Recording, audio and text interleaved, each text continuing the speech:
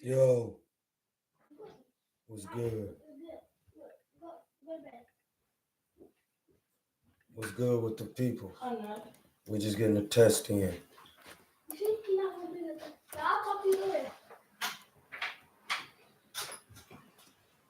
Who leaving up out of here? You out? You out? I said you out? Your mom, somebody coming to get you? All right.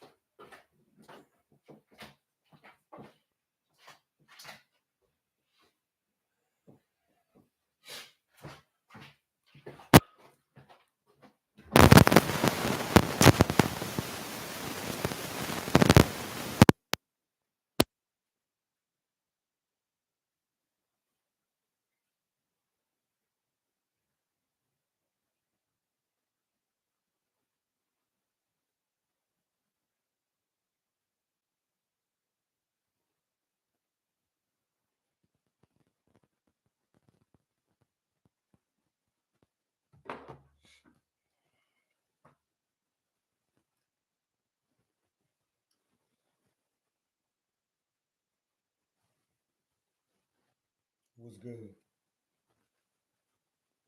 Hey, how that volume sounded? I had to get my shit together with the mic, and maybe it was too loud.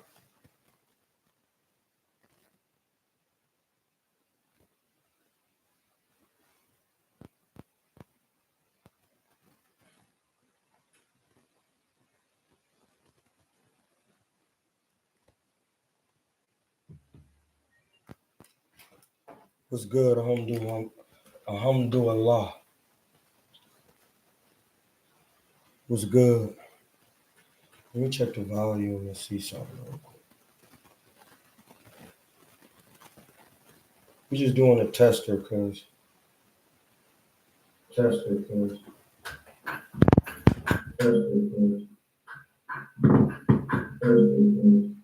yeah, that do be. Yeah, that do.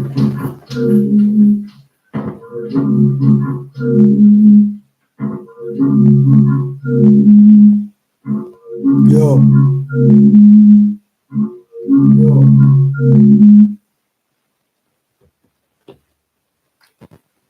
Turkey Ellis Sheik bought PBC and Tank Davis is signing to Eddie Hearn. How do we know that? Who said that? DS3, what are you talking about? Who said that? We need to know if that's true. Who said that?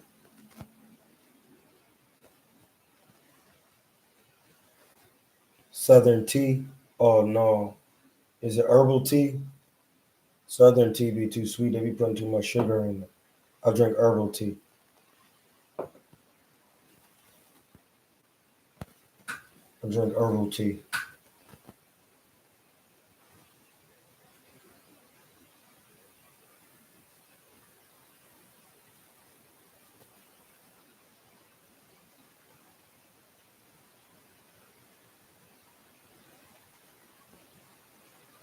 Where we at? That's really happening?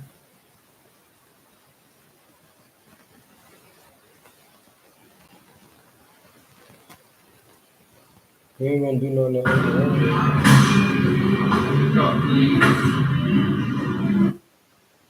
I've seen them all. Me too, blood. Like for real. Shout out to the Kingsmen in the chat. We want to see what happened.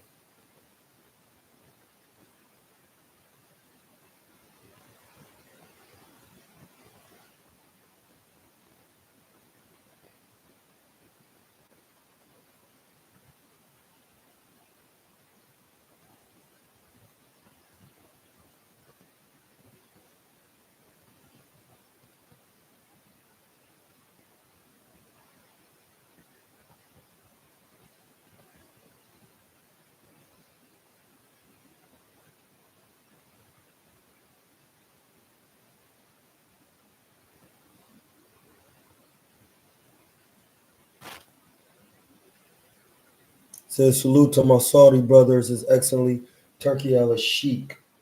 To say Yeah, I just didn't like him giving Tyson Fury that loss, but he paid for it. He definitely paid for it.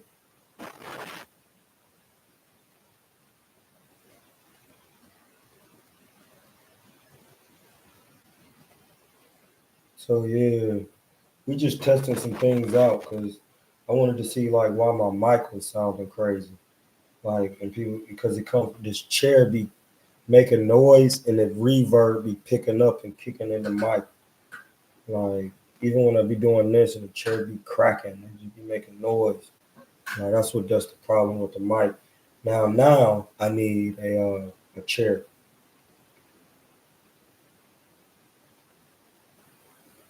I need a chair. In this room, and then another thing too, this room pretty big. So it's like, you know what I mean? You're gonna get a lot of feedback in here.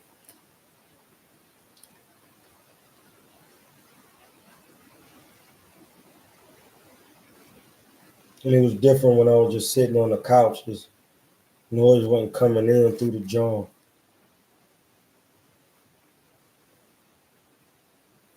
You fuck with Rex, you can hang with Rex. You know what I'm saying? Rex to give you good advice, but Rex knows the business and stuff. Rex is the person you want to have a conversation. Yo, put it this way. Me and Rex stopped talking for probably 6 months because I'm gonna tell you this, and this is crazy. My little son just You fuck with you can hang with Rex. You know?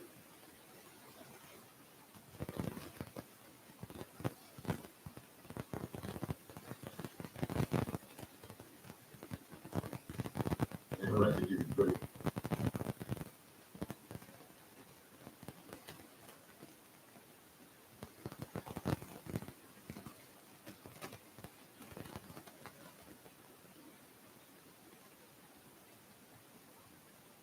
What y'all doing? Right, so Rex knows it. What y'all doing?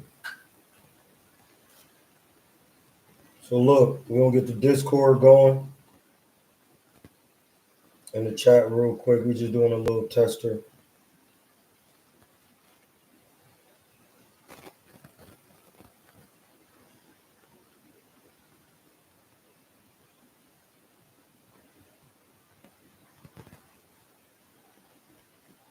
Yeah, he murdered nigga. It was a murder session.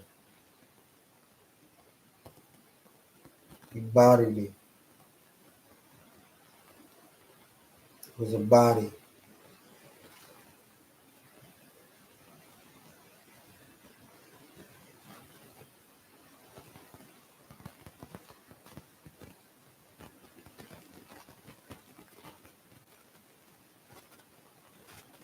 I'm just checking out the Discord on the text channel.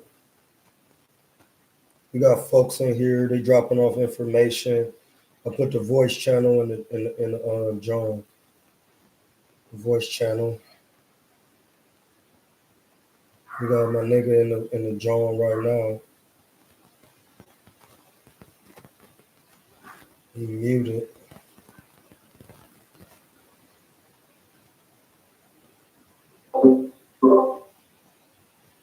Yeah, we in the John. We were just doing a quick joint with Norbs, real quick. Just talking about some topics. If y'all got topics, put them in the chat. Yes, Mook definitely killed Arse. Mook, listen, Mook, and I know why people like Lux because his style is complex. You really got to be listening, but he gives you those hard punches. Mook's style, you have to listen all the way through because his style has evolved into talking to you. He talks in, like his regular. When he doing his 3 rounds, man, he just be talking out his 3 rounds and there be bars in there and rhyming words and just rhyme like he naturally talking. And that's why you won't hear it. So you got to know who you dealing with. So with Dub C13, Philly 215, that's my other home. Shout out to Philly. Yeah, Mook was flawless, bro. He's always been pretty flawless in his battles. He don't choke, he be having um he be having besides him never choking, his material, he never stumbles or anything. Like he's always been flawless. Those are the facts. Yeah, I was just in the DM with Rex just now, pause. You know what I mean? Because we was on the joint with Norbs talking this boxing talk, running our mouth. You know what I'm saying? Doing some different little shit. So, I hit the gram. I'm up to 6,000 on the gram now. They finally got through that algorithm. I'm up to 604. I got a complete organic following. Like, you know what I mean? So, it is what it is.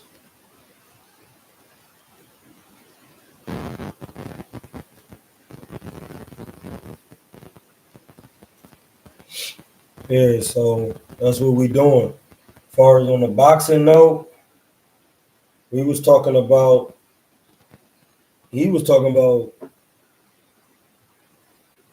yeah, I definitely have to come out to Philly, man. I'm about to come out there again because my homie, my bro Aaron wanna come.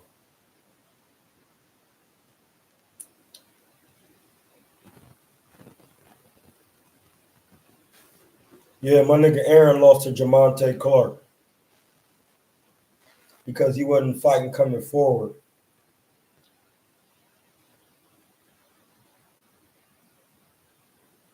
No, Rex do a lot of things outside of boxing, so it's just kind of like, outside of battle rap.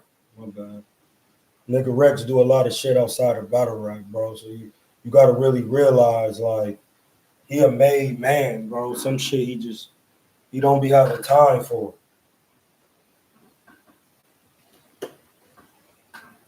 He don't be having time for some things because he get other Rex get other streams of income. Like all Rex need to do for real is run a little bit. He gotta run. Like if Rex start running, it'll help his vocal projection, like working out. It'll help his memory, it'll help everything he's doing.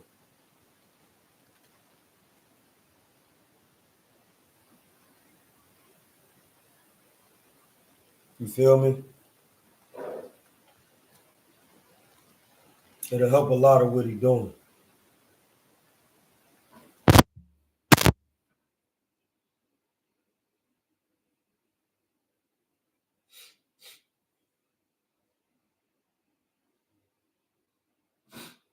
Yeah, we might get it. You never know.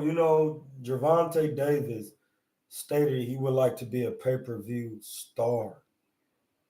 So Dub C13 is saying, hold on, we got shout out to the people in the chat. Hit the cash app. Hold on, let me share the Discord.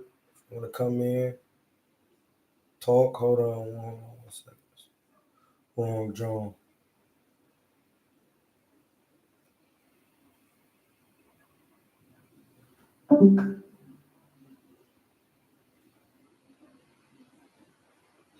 We're gonna put the chat in here, right there, so you can hit the Discord. See what we talking about. For the most part, watching. See, this is the thing. You could be independent and keep doing pay-per-view, but at some point you need a real promoter. Like his job is to promote what you do.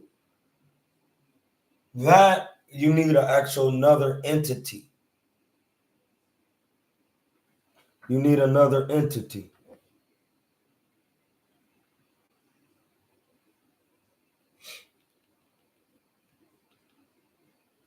Oh, I sound a little low on the mic. Let me get it a little closer. You know what? Hold on. You're going to hear some feedback in the mic. You might need to change the mic.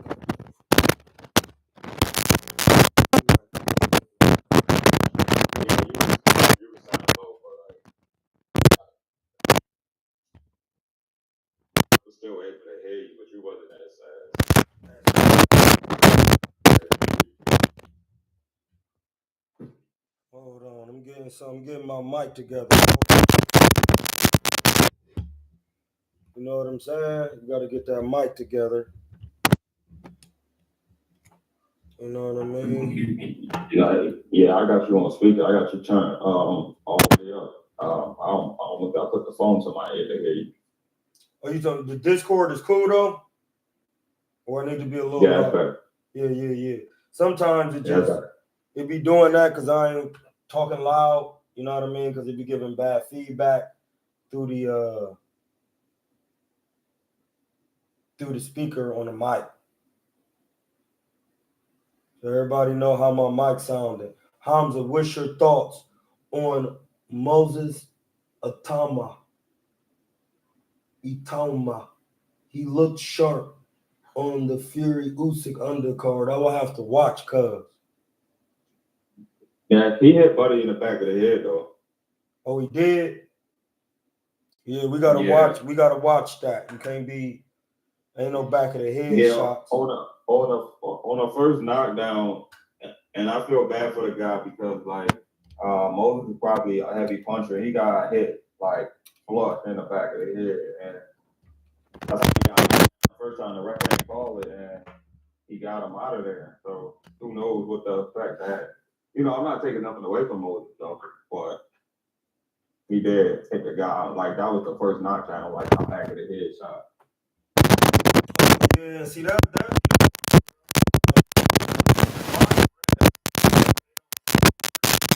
what are you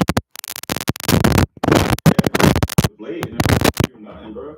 Like, yeah, that be that. About it, yo. That be crazy work, bro. Y'all gotta hold on this YouTube. My mic probably gonna be sounding crazy and doing different shit because I'm getting my mic situation together. Pause. Yeah, like that's crazy work. How they can do that, and like nobody has anything to say about it. Yeah. Did you see it though? No, I ain't see it, but man, just from boxing long enough, bro, this shit be crazy. Like, it be literally crazy how they be trying to do you in the ring, and you be like, man, well, what is the purpose of what we doing then, if that's the case? Because, you know, you doing a lot. Like, and you doing a lot of illegal shit. Yeah, he could have got hurt. Yeah, and that be my thing with the fundamental rules. Sorry about that, bro. Go ahead. Finish cooking. No, I was just saying, like, he could have got hurt, like, for sure. And see, but my whole thing with the back of the head shots is like, will a ref,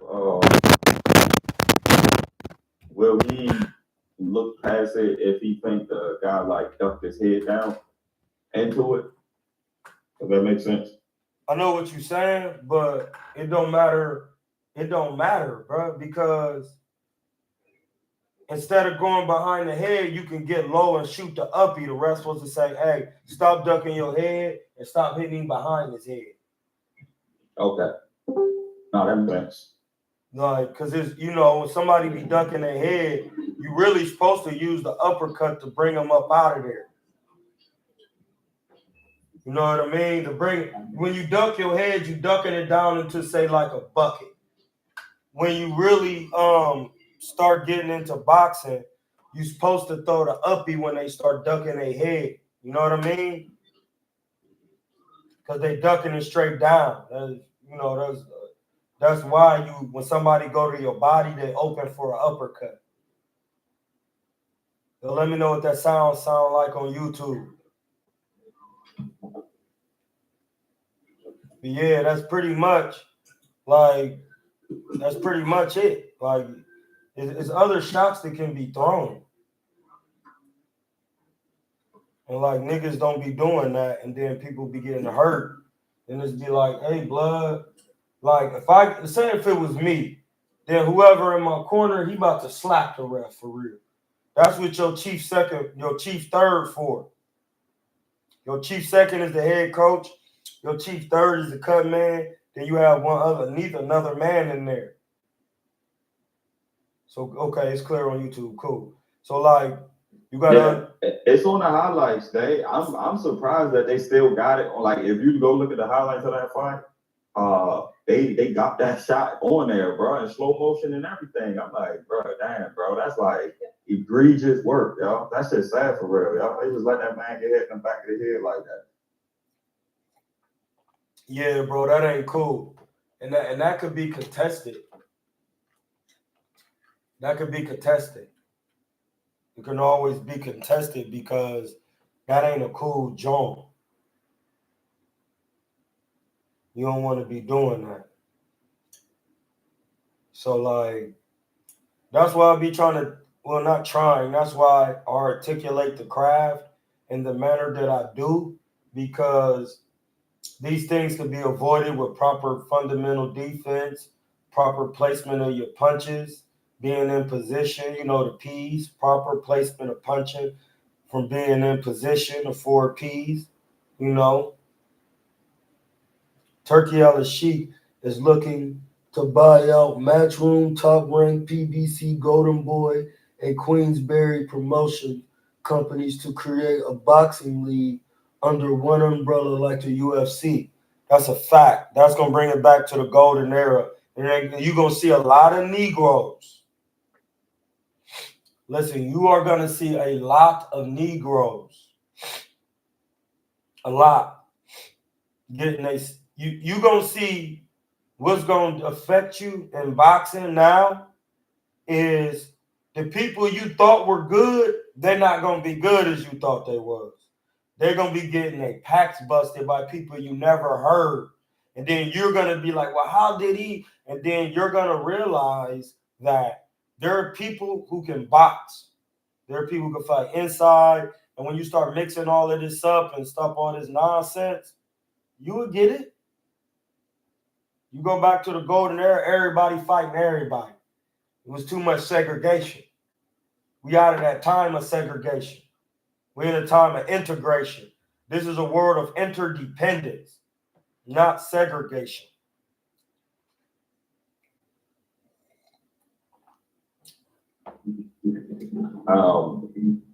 Did you talk about on them Turkey Al-Sheikh cards, or we just talking about in general?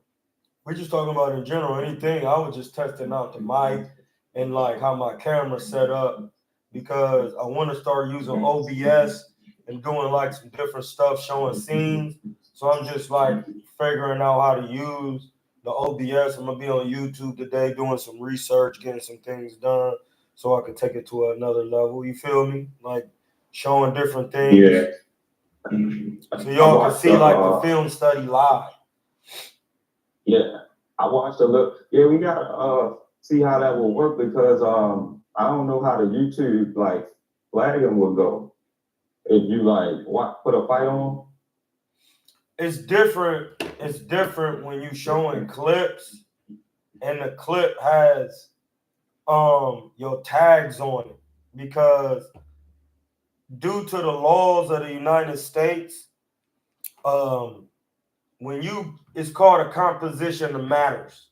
Is when somebody takes something that's already was copyrighted and then make it better for the people, or when you're trying to explain something. So it's like United States law on Cornell University website states that you can use other people's things if you let them know the source and copyrighted material, letting them know you don't own it and things like that. So there's always loopholes. And then if you don't really own the rights to your channel, like you can't own the rights to your channel if you don't own you. You don't own the rights to you. The United States do, and whatever state you live in, be it Indianapolis, New York, Boston, Massachusetts, those states have equity in everything you're doing.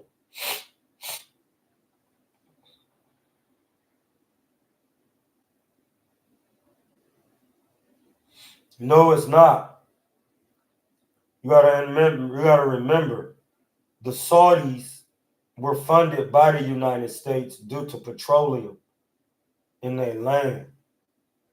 So him buying out Bob Arum as a tax write-off for $700 million and sitting him down. Goodbye. Shit, you can give him each $1 billion. You can give Matchroom $1 billion, Top Rank $1 billion, PBC $1 billion, Golden Boy $1 billion. Now come up under here and chill. It's a different, listen, when your company is under a different corporation, it's going to be under Islamic rules. So a lot of that stuff you seeing, you're not going to be able to see no more. Like people doing a lot of cussing, all that, man, it's over. You got to get it together today. So, like, the Turk be on it.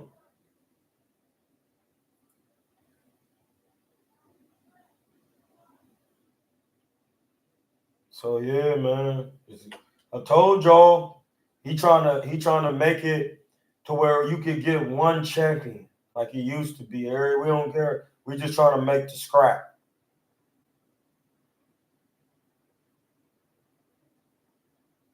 So it don't matter what Gervonta can do. Gervonta, it don't matter what Gervonta do for real. He can try to go to anybody. They're going to be owned by Sheik anyway.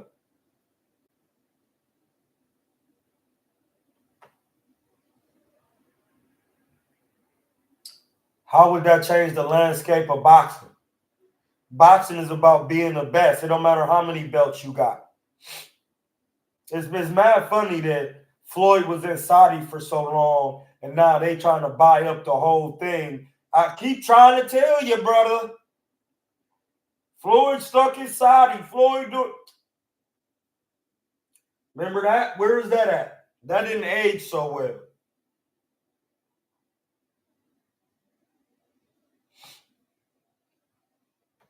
Floyd stuck in Saudi didn't age so well. You see where I'm coming from?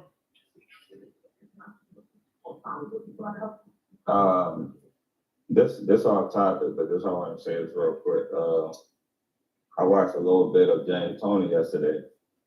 As soon as I turned it on, I'm like, I don't need to be watching this. I'm not gonna be able to do none of this stuff.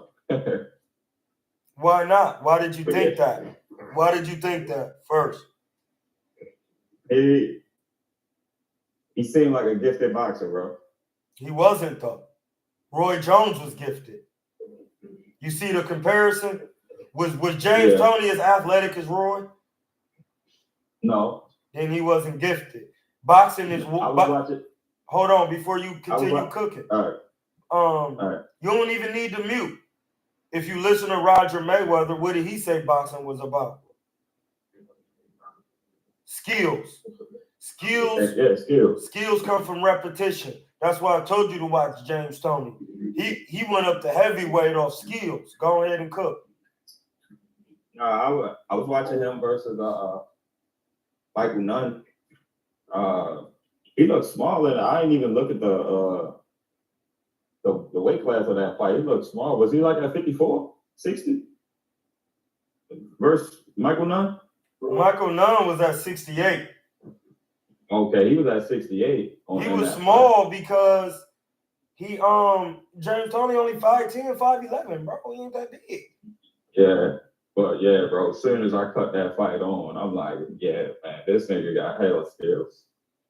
Listen, he got hella skills. Did you watch his? Listen, bro. Go on his box rec, then look up his early fights, and then look up his later fights, and then you should be able to see what you need to do because he didn't always fight like that. Okay. Over time, James Toney became who he was. I just went straight to Michael Nunn, so I ain't watched none of the other ones yet. Yeah, no, you really dig in the crates and start at the beginning. That's how I learned so much about Floyd. I started at the beginning, fight 1, fight 2, fight 3, fight 4. And then I just kept progressing, seeing how he changed it. When he started adding more stuff and what he was doing, that's when you really see the attributes and the skill set of a man. Yeah. Yeah, I'm gonna watch more. I did that. I mean, I think I watched almost all of Floyd fights, but I probably still have some of the like.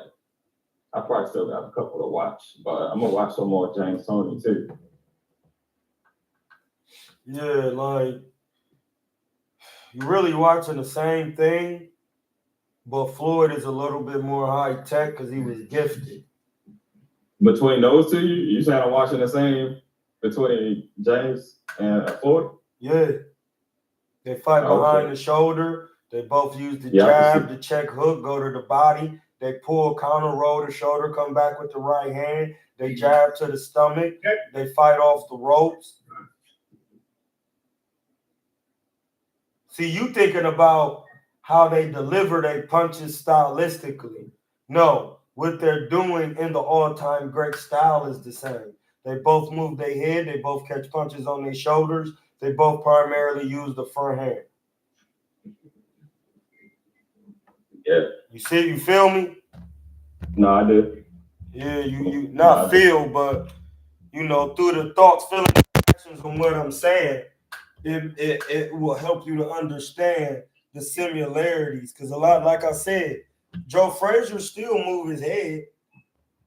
It just might not look like Muhammad. You know what I'm saying? Yeah. It's still head movement. That's all. That's all. Sometimes that is hard for some people to attain in thought, that concept. Like, no, listen, he still moving, but I don't like the way he moved his head. That's not the point, my G. The point is he moving that sucker? Yes, he is. Focus on that. It don't have to be your style. The style is head movement, period. Dude said, clap your cheeks for that chat one time. I will send a super chat. Hey, blood, that will be you gotta time him up.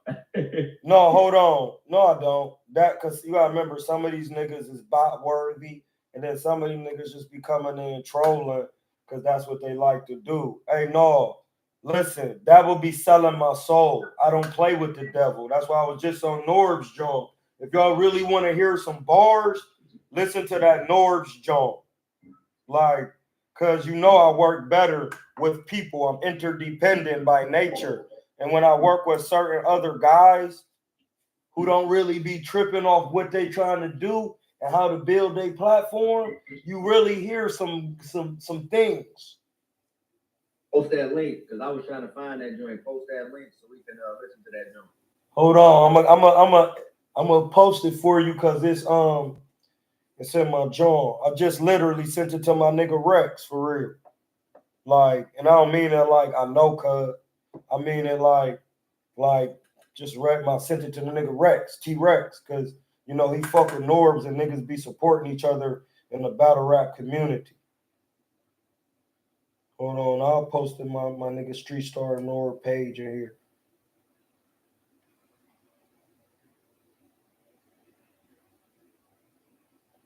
Norbs at all. Right here. Share. Copy link. This Norbs John. Listen, big. We had 400 in there, bro, today. And I keep telling him, bro, you got the guy with the recipe, and you already know the recipe, bro. The fuck? Nigga doing with my sister?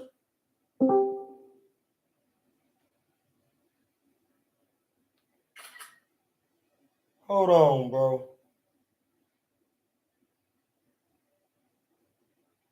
Let's say that. Yeah, bro, this is my little sister for real, bro. This is my little sister for real. Like,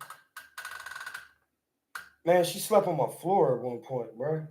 Was bringing me women. She from Africa. She from Sierra Leone. But yeah, there it go. Hold on, I'm gonna give you the other chat. Where to join in. I'll put it in this chat. Here go to Man Street Star Norbs, John. Bill Haney was retweeting it and liking it. You know what I mean? Listen, bro, you can't stop me. You can't stop my mans. You can't stop nobody I'm doing nothing with. My price is 100 million. Hold on, I'll show you my price, bro. You want to see it? I'm gonna show you my price. I'm gonna show you. You want to see it? Hold on, let me help you, bro. Don't trip. Don't trip. I'm gonna show you my price. It's in my paperwork I got on file at the Colorado Secretary of State.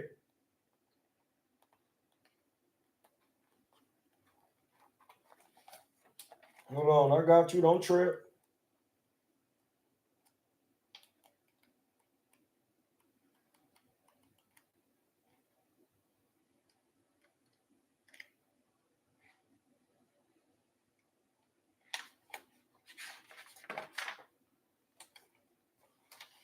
I'll give you my price. Hold on.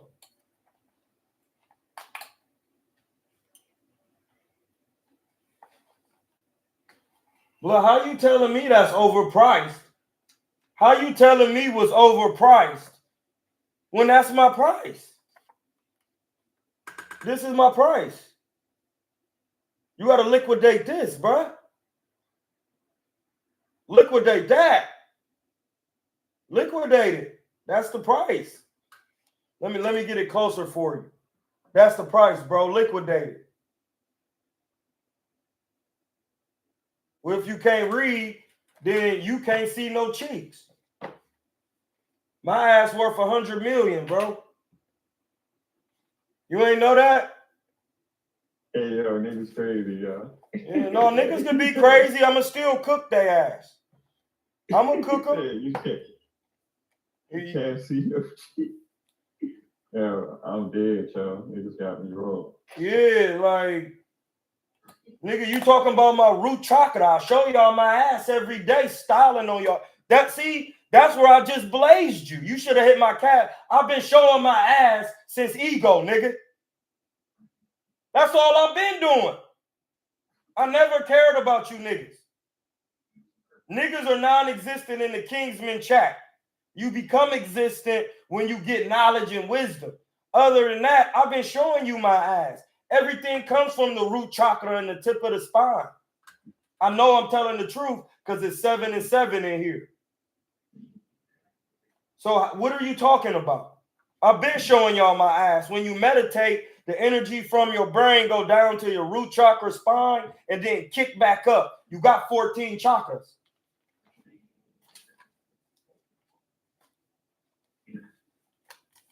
Yeah, he's still around. But like you said,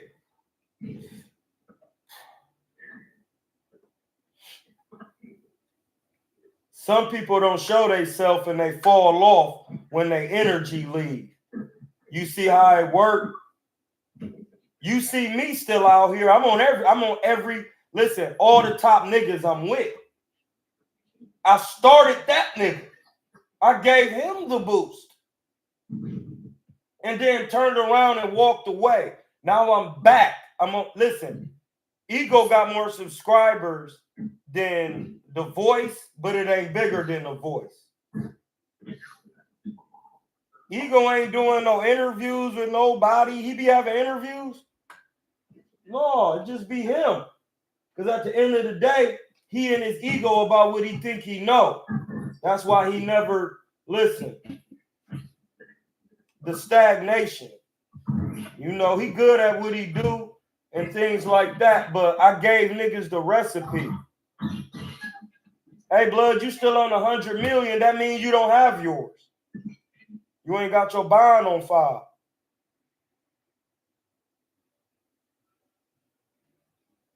You know, listen, my nigga, in a crowd full of bulls, I'm the king Apis, nigga. The Apis bull is black. The bull, the head bull represents Al Seer.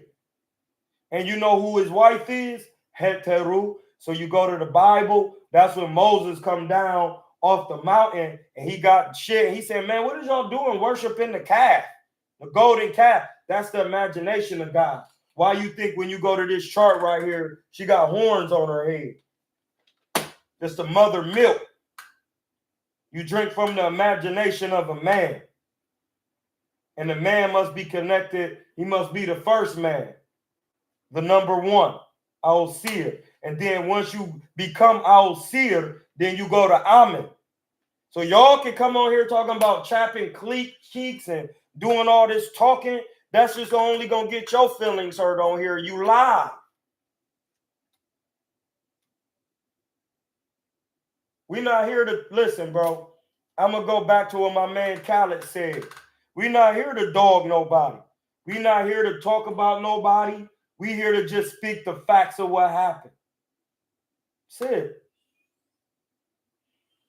Yeah, so if you stand with me, where's the support? You wanted me, you was gonna stand with me if I clapped them cheeks. But then when I bagged you with these books, now you talking about you stand on that. That means you're under it. And I really just explained that on my man Norb John. You can understand meaning you follow the law, or you can comprehend and but not understand.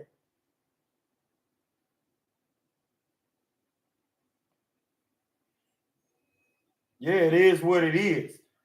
And it, you don't even see it. I've been doing this, bro. That's why I keep trying to tell you. Like, when y'all niggas realize I'm the GOAT. That's why they call me KuernoDeChivo. What makes a goat a goat? It's horns. A goat, if you ain't got horns, nigga, you a sheep. Nigga, I'm the horn of the goat. I'm not even the goat.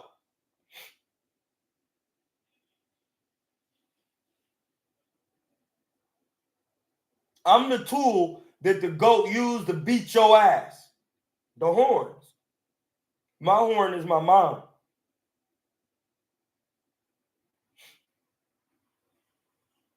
That's 3 Ks, bro. Hamza Kilatainment King. That's tough. Like, so that's the part what you got to understand. It's not that I'm the GOAT. I'm the horn of the GOAT. It was good. I'm the uncle of the prophet. I help build these niggas. That's just what it is. Either you gonna get built or get your ass broke. It's only 2 Johns. So it's on you. It's on you, bro. It's really on you. So I'll just be trying to get off the information. If you want to act crazy with it, hey. Would you like to tell him, baby? It's on you. It was your choice. It was your will. It was your will.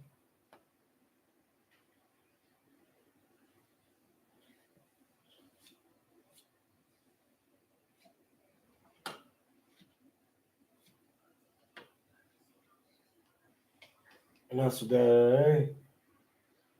Peace upon all prophets, bro. They be doing it. They listen.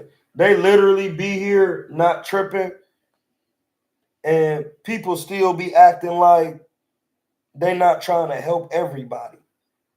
You know what I mean? Like, bro, I try to help any and every. Because when it's my turn, there's nobody that I'm gonna see in my own mind to say, hey, I might have not liked how it came across, but it wasn't a lie.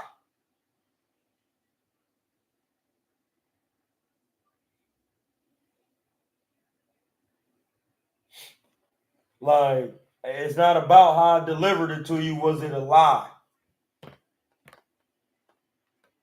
Don't start trying to tell me how to deliver the truth. Because if I got to deliver it that way, that means somebody was lying somewhere. Because the truth can just be delivered plain and simple. I'm a black man. How am I black? Because what makes things this color is carbon. Period. That's it.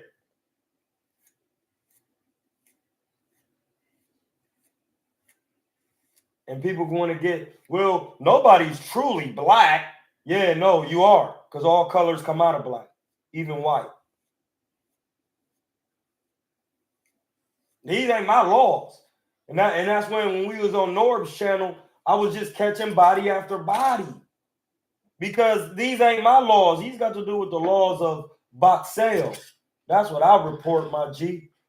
I report what happened in the old, the present, and what's going to happen in the future, which is all about the present.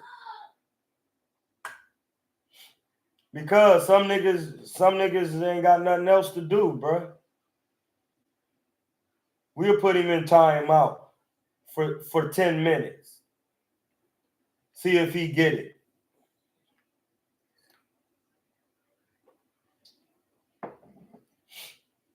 I'll see he was making y'all uncomfortable.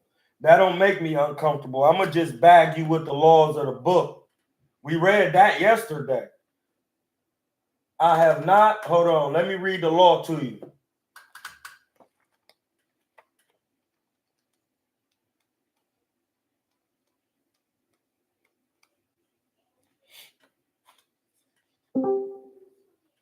So you got to understand, like,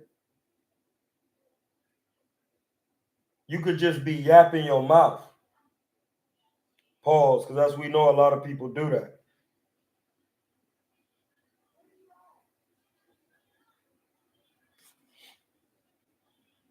We're going through the laws real quick. Listen, this is why one of the rules in the chat we can't be doing. I have not set my mouth in motion against any man. You get that? Hey, bro. Ati comes forth from Anu, meaning the indefinite space in both realms. You can't set your mouth against nobody.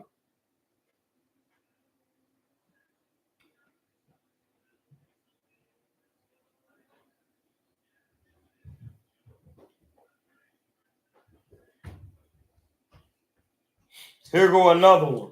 Children break this rule all the time. Hail, thou child, who comest forth from the lake of Huk-Up. I have not made myself deaf to the words of right and truth. That's why I be arguing with you niggas. You niggas have, I heard you. Y'all niggas are deaf to right and truth. It says it on the hieroglyphs right here.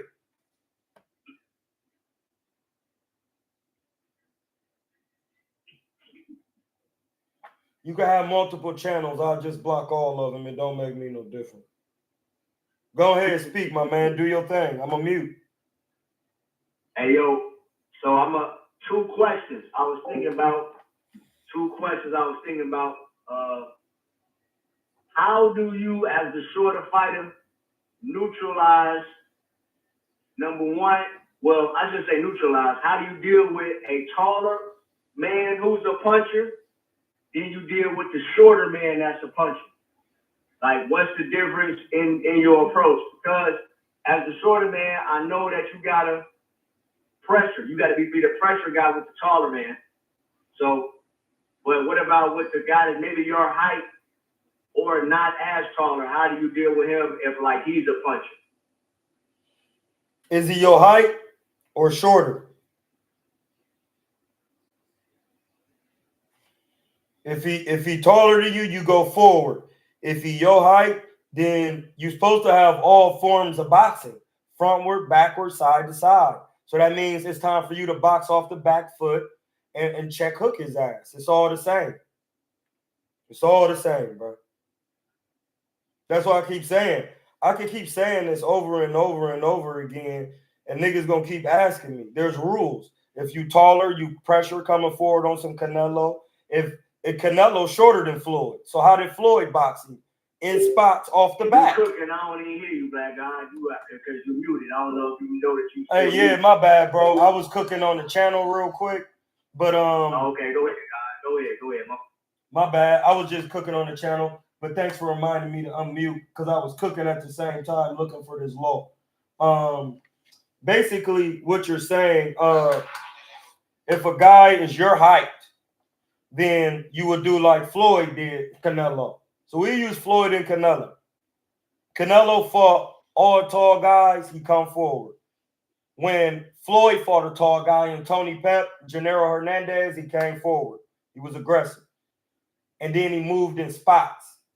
Because Gennaro Hernandez realized he can't keep letting Floyd back him up. He has to control the middle of the ring and make him come inside and work to get inside. If you in there with somebody your height or shorter, you box him. You just box him. It's that simple. You box him off the back foot. You box him off the back foot, bro. Boxing him off the back foot is you like pivoting, turning him, doing shit like that. That's what that entails. Yeah, that's what boxing off the back foot means. Moving backwards, check hooking, jabbing, check uppercutting, going to the nigga body because he got pressure coming forward. So you trying to slow him down, slow his feet down from coming in.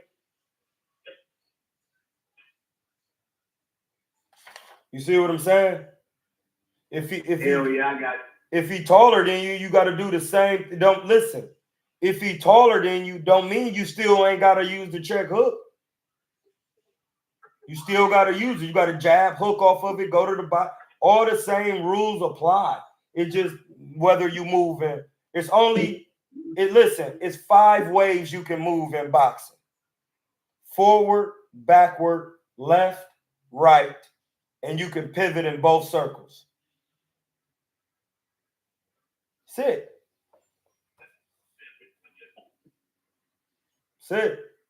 You go frontwards, you go backwards, you pivot. If a nigga is a hard puncher, punchers need to do what? The punch. It's class. And you come forward. They need to have their feet set. Yeah, they gotta plant their feet. Yeah, so how do power punchers extenuate their style? By having their feet. They gotta plant their feet. Yeah. Wasn't the question how do a shorter fighter deal with a taller guy that's a puncher? No, it was 2 of them. He asked a question that encompasses the all-time great boxing style. So basically saying, no matter your height, which is Canelo, he fought taller people, and then he fought people shorter than him. Yeah. When he fought Cotto, he boxed Cotto in the middle of the ring and just stayed in front of him. He ain't pressure Cotto. He just stayed right there and boxed him. It was no need to go backwards. It was no need to go forward. We damn near the same height. I'm going to box you right here. How did Floyd box Cotto? Off the back foot. He was a puncher that was shorter. All the things I'm telling you are, oh, my nigga Tip Bayless up in here, bro. Shout out to my nigga Tip Bayless. Hey, Tip, hit the Discord, my nigga. Tip, we in the Discord, bro. My nigga. Tell Tip, hop in Discord. Yeah, hop in the John. I'm about to send him the Discord. My name Hamza, bro. Hop in the Discord, Tip. We in the Discord cooking. Yeah, like, listen, bro, boxing has a set of rules. You could follow them, or you could try to use your own logic to extenuate the style. If you just watch boxing and watch Canelo, who's short, and then Floyd, who's short, they've all fought taller and shorter guys. For example, how is Diego gonna hit Floyd if he can't plant his feet? Then Diego is known for coming forward without using the jab, bro. So Floyd is gonna box you. That's one of the only reasons and the only points where you're gonna see a tall man a short man box a tall man if the tall man does not have a jab. You gotta have a jab going front, back, side to side. If he going to the side, it's not a jab anymore. It's a check hook because he going to the side. So why would you jab and he going to the side and you throwing in a straight line? It's the same concept of a train on a track. You step off the tracks that step into the side. So if he stepped to the side, what should I do? I hook his ass up with a dinner. I hook him up with a dinner. A right hand dinner. I'm left-handed. It don't matter which way you go with me. You go to the left, you running into it. You go to the right, you running into it. Now what we doing? Now you got to learn how to stay right. See, this is how I box, and y'all be like, well, you wasn't really that good. You saying that because you're determining my style off the simplicity of it. This is a real boxing channel. You're determining what you think you see off the simplicity of what I'm doing. Like my man said from Baltimore, I got to really rethink boxing because if I'm just catching jabs and I'm not doing nothing, yes, the judge going to say, yeah, he can't do shit with the nigga jab.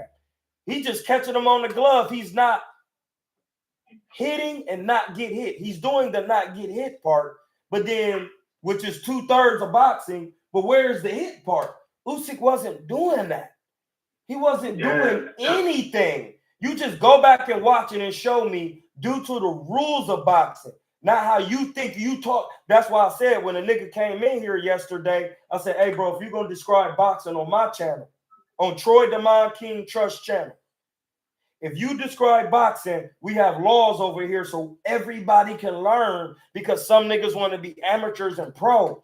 So we're not here to do no narrative shit. We only here to talk about the actual facts of boxing from the Queensberry rules and the bare knuckle scene, which was put on by Pierce Egan, 1813 in London, the bare knuckle boxing scene. See, like, you got to really know that shit. If you don't know that, then what are you talking about as a professional? So then when dude come in and say, how did you judge a fight? Well, it's all about what you like. Soon as I heard that, I used to be like, no, niggas fucked up. It has nothing to do with what I like. That's devilish in its purest form. That's Satan. It has to do with the rules. Effective aggression. What does that look like? Effective aggression looks like Julio Cesar Chavez Sr., Canelo. Accurate punching, Floyd Mayweather. Canelo breaking your orbital. Ring generalship. What we seen Fury do, being able to simplify your style just to keep a man at bay so we can't get in and do the shit he did in the first fight. Then last, defense. Defense is one of the 4 criterias because it neutralizes, which is you got protons, neutrons, electrons. Electron is the feminine energy. It binds with other electrons so atoms can be together. The neutron is there as the brain of the atom. The proton is you.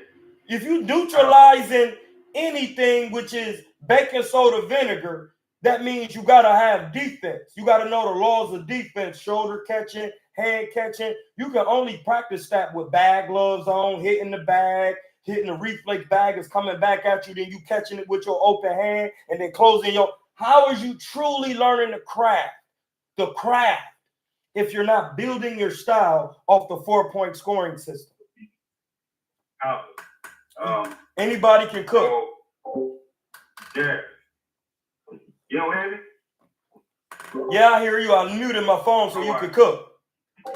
Hold on. Before you cook, niggas gonna say I'll be cutting niggas off all the time and doing all. We already talk about that, but we gotta keep bringing it up so niggas can realize what truth look like. So go ahead and cook. I'm going to mute, and then I'm going to just be kind of answering you on the YouTube, and then some nigga remind me to unmute, and then I'll come back in the Discord.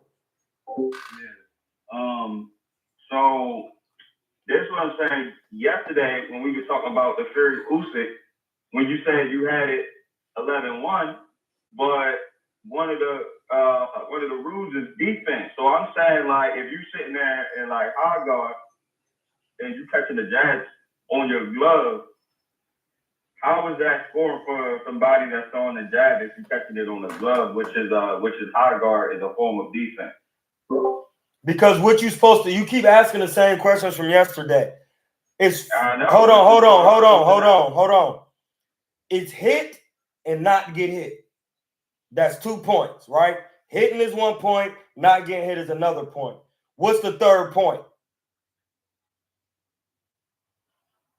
Defense. Right. What's the rules of? See, this is where they tell you this shit. Brain zero and shit. No. All right. When you going up to the as a professional, when you go up and they say we need you and your chief second, they automatically tell you who's the boss, the fighter is, and then you got your second eyes. They say protect yourself at all what? At all times. What is that considered? Protecting. Defense. So if we say not get hit, protect yourself at all times, what is the third point? Hit. So if a nigga is hitting your gloves, you protecting yourself at all times, but where's your answer to show us you know how to hit back?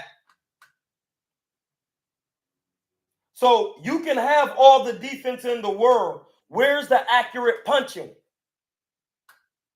So you saying that's the reason why Frank Martin was winning those early rounds against Tank, because Tank was just sitting in that high guard. Bro. Listen, I really appreciate you, my nigga. You don't even know how I appreciate you, so don't trip. This is why that's true. If you watch boxing and you look at everybody, we'll take what my man Marco said is, some fact. 70% and over mean you were really the puncher. Look at how punchers punch. Do they punch often? Okay, put it like this. Was Margaret? Hold on. I'm answering your question in its full entirety before you ask another one. Hold your question. No, I'm not answering. Go ahead. Was Margarito a power puncher? I believe so. Power punchers don't punch often. See how we hold on. You see how class? Hey, my brother. You see how class work? You see how class really truly works. I ask you the question and then you answer it due to the facts. Punchers don't throw that many punches and then when a puncher acquires protecting itself at all times, and then the levels of how to do that in defense. See, you can protect yourself, but then it gets intricate and detailed when you ask, how do you do that? And what style are you doing it in? Then once you master that, why would you need to throw punches? It's about punches landed, not punches thrown. So what you're saying is what niggas said about me in the Bay for years and years and years. Hey, listen, bro. You don't never let your hands go. Every time you spar, you say you're working on something. I'm working on defense. Why can't you hit me? My hands is down. I'm rolling my shoulder. When I get closer to the fight, then I'm working on not just defense, I'm working on punching back. That's why niggas don't have defense. Defense is learned in sparring. You see what I'm saying? You got to break down the levels of defense to where if you're using head movement, feet movement, or you're using parts of your body to defend, or are you using every level, your eyes. The first level of defense is knowledge of boxing, knowing it, wisdom. It has nothing to do with the physical. We know that. Listen, my nigga, on this, for everybody who tuned in, this channel is about law and spirituality. That's why it's 11 in the chat and it's 11 likes. That's 4. When I go to the chart, 4 is my oct. See, I can't make this shit up. It's just happening. 4 is the feminine energy and the laws of the supreme, or the principles. And it's the 11 laws of God. That's how I can't even make it up. That's what this paper the fuck is. That's why I get hyped. Because when I see synchronicity like that, who telling truths or not? It ain't got nothing to do with me, bro. It's about the rules. So then when you get in there, you understand the rules. That's what we see Boots, Devin Haney. Some of these niggas don't understand the rules. Tank can wait you out when you what? After the 4th round, Floyd Mayweather Sr. say they slowing down. You slowing down because you throwing all that dumb shit. I'm defending. And I'm constantly going to your body with counters. You heard Frank Martin told you what the nigga was doing. And niggas still don't get it. Yes, he's blocking certain punches it's a 12-round fight. So you can win a whole bunch of rounds. After the 6th round, you gas. Now listen, you Frank Martin, you've been throwing all your shit. You done. You done gave your whole game plan up when all you had to do was throw the jab, the 3, the 5, the 7. That's all front hand work. You're working with another left hander. Hide the left until the 8th round. Into Tank getting zealous. And now he's saying, no, I done lost it. I gotta get. No, you hide that and then you run his ass into the left late after setting it up with the front hand. Did that nigga do that? According to how all old school boxers fight, and the most gifted boxer to date, Floyd Mayweather Sr., Floyd Mayweather Jr. If you watch his fights, after the 4th round, they slow down, and then he start running shit after the 6th. So, like, he not even using pull counters and all that shit you all think he doing. That's what I'm saying. Floyd's style is so simple. He move around if you a pressure fighter. Once you realize you can't catch him, the nigga stay still. Once you stop moving and chasing Floyd, he stays still. You're not able to catch his jab through speed and technique and feints. And the whole time he was chasing you, he been going to your guts. You was chasing Floyd. Ain't that what Frank was doing to Tank? Yeah. Tank was chasing him on the opposite spectrum, and dude was just throwing all this shit. It's the same thing when a nigga chasing Floyd. Tank, you not seeing what Tank doing. He catching the shots, pulling, bang, bang, going to his guts. And then he was like, well, damn, no, I really start seeing, like, the body shots is what slowed me down. And then I'm like, well, damn, I can't keep letting him go to my body. So if you don't let a nigga go to your body, what you gonna do? Protect your body. You gonna protect your body. And that's not protecting yourself at all times. And then the thing with Tank is that the body is right there because he's so short and stocky. That's my point. Niggas be trying to hit shit they can't see. Listen, that was a literal direction from my coach. Hey, blood, hit what's in front of you. Nigga, one time I threw a 1-2-3 to a tall nigga guts, I almost killed him. Like, I threw it like I was throwing it to somebody's head. No, now visualize how hard you throw a 1-2-3 to the opponent's head. Now get a taller man in there and come with that same ferocious behavior to his guts and sharpness. He's not gonna block them all. When you hit him to the body, he's gonna be hurt. I learned that in sparring. I ain't trying to learn that in the fight. I was sparring a Serbian named George Radmanovic. I got real receipts. It was 2 George Radmanovic. I stopped one to the body in sparring at Blue Steel Boxing in Akron, where my second place I started boxing. He used to drive a BMW. He was Serbian. He the one explained to me the difference, how Yugoslavia and Serbia split, and you have a Drazen Petrovic and then a Vlade Divac. Facts, nigga. So then one day he hurt me to the body because my glove was untied and I was trying to tell the coach and he hit me to the guts and I'm like, hold on, blood, my glove. And then everybody was laughing in that bitch. So I said, all right, I start pressing him nonstop, throwing a double jab right hand to the guts. That's it. Nothing else. No other punches. Double jab left hand. slip, double jab. The double jab is so sharp and fast. It's, if you don't think you can do something, it's gonna crack you and damn near knock you out. So you gotta be leery, or you have to be aware of slipping it. Soon as you're aware of slipping that, you're not protecting your body. I shoot the left hand to your guts. Listen, this left hand, I spar middleweights. Niggas be like, hey, bro, when you throw the left, my nigga Ricardo Pinell, who Nicaraguan, told me, hey, listen, the double jab left hand that you do, nobody can, it don't matter what you do. Even if you block it, the force push you back. Nigga, I hit that nigga with that non-stop for a whole round. To one point, I hit him clean and did what Shakur do. I backed out. I jumped back. And he was like, oh, I can't take it no more. He took a knee. And if I wouldn't have jumped back, I could have stopped him and knocked him all the way out. That's 2 lessons in 1. So then we go to Columbus. When I moved to Blackburn, George Radmanovich, his mom was watching. I beat the shit out of him, bro.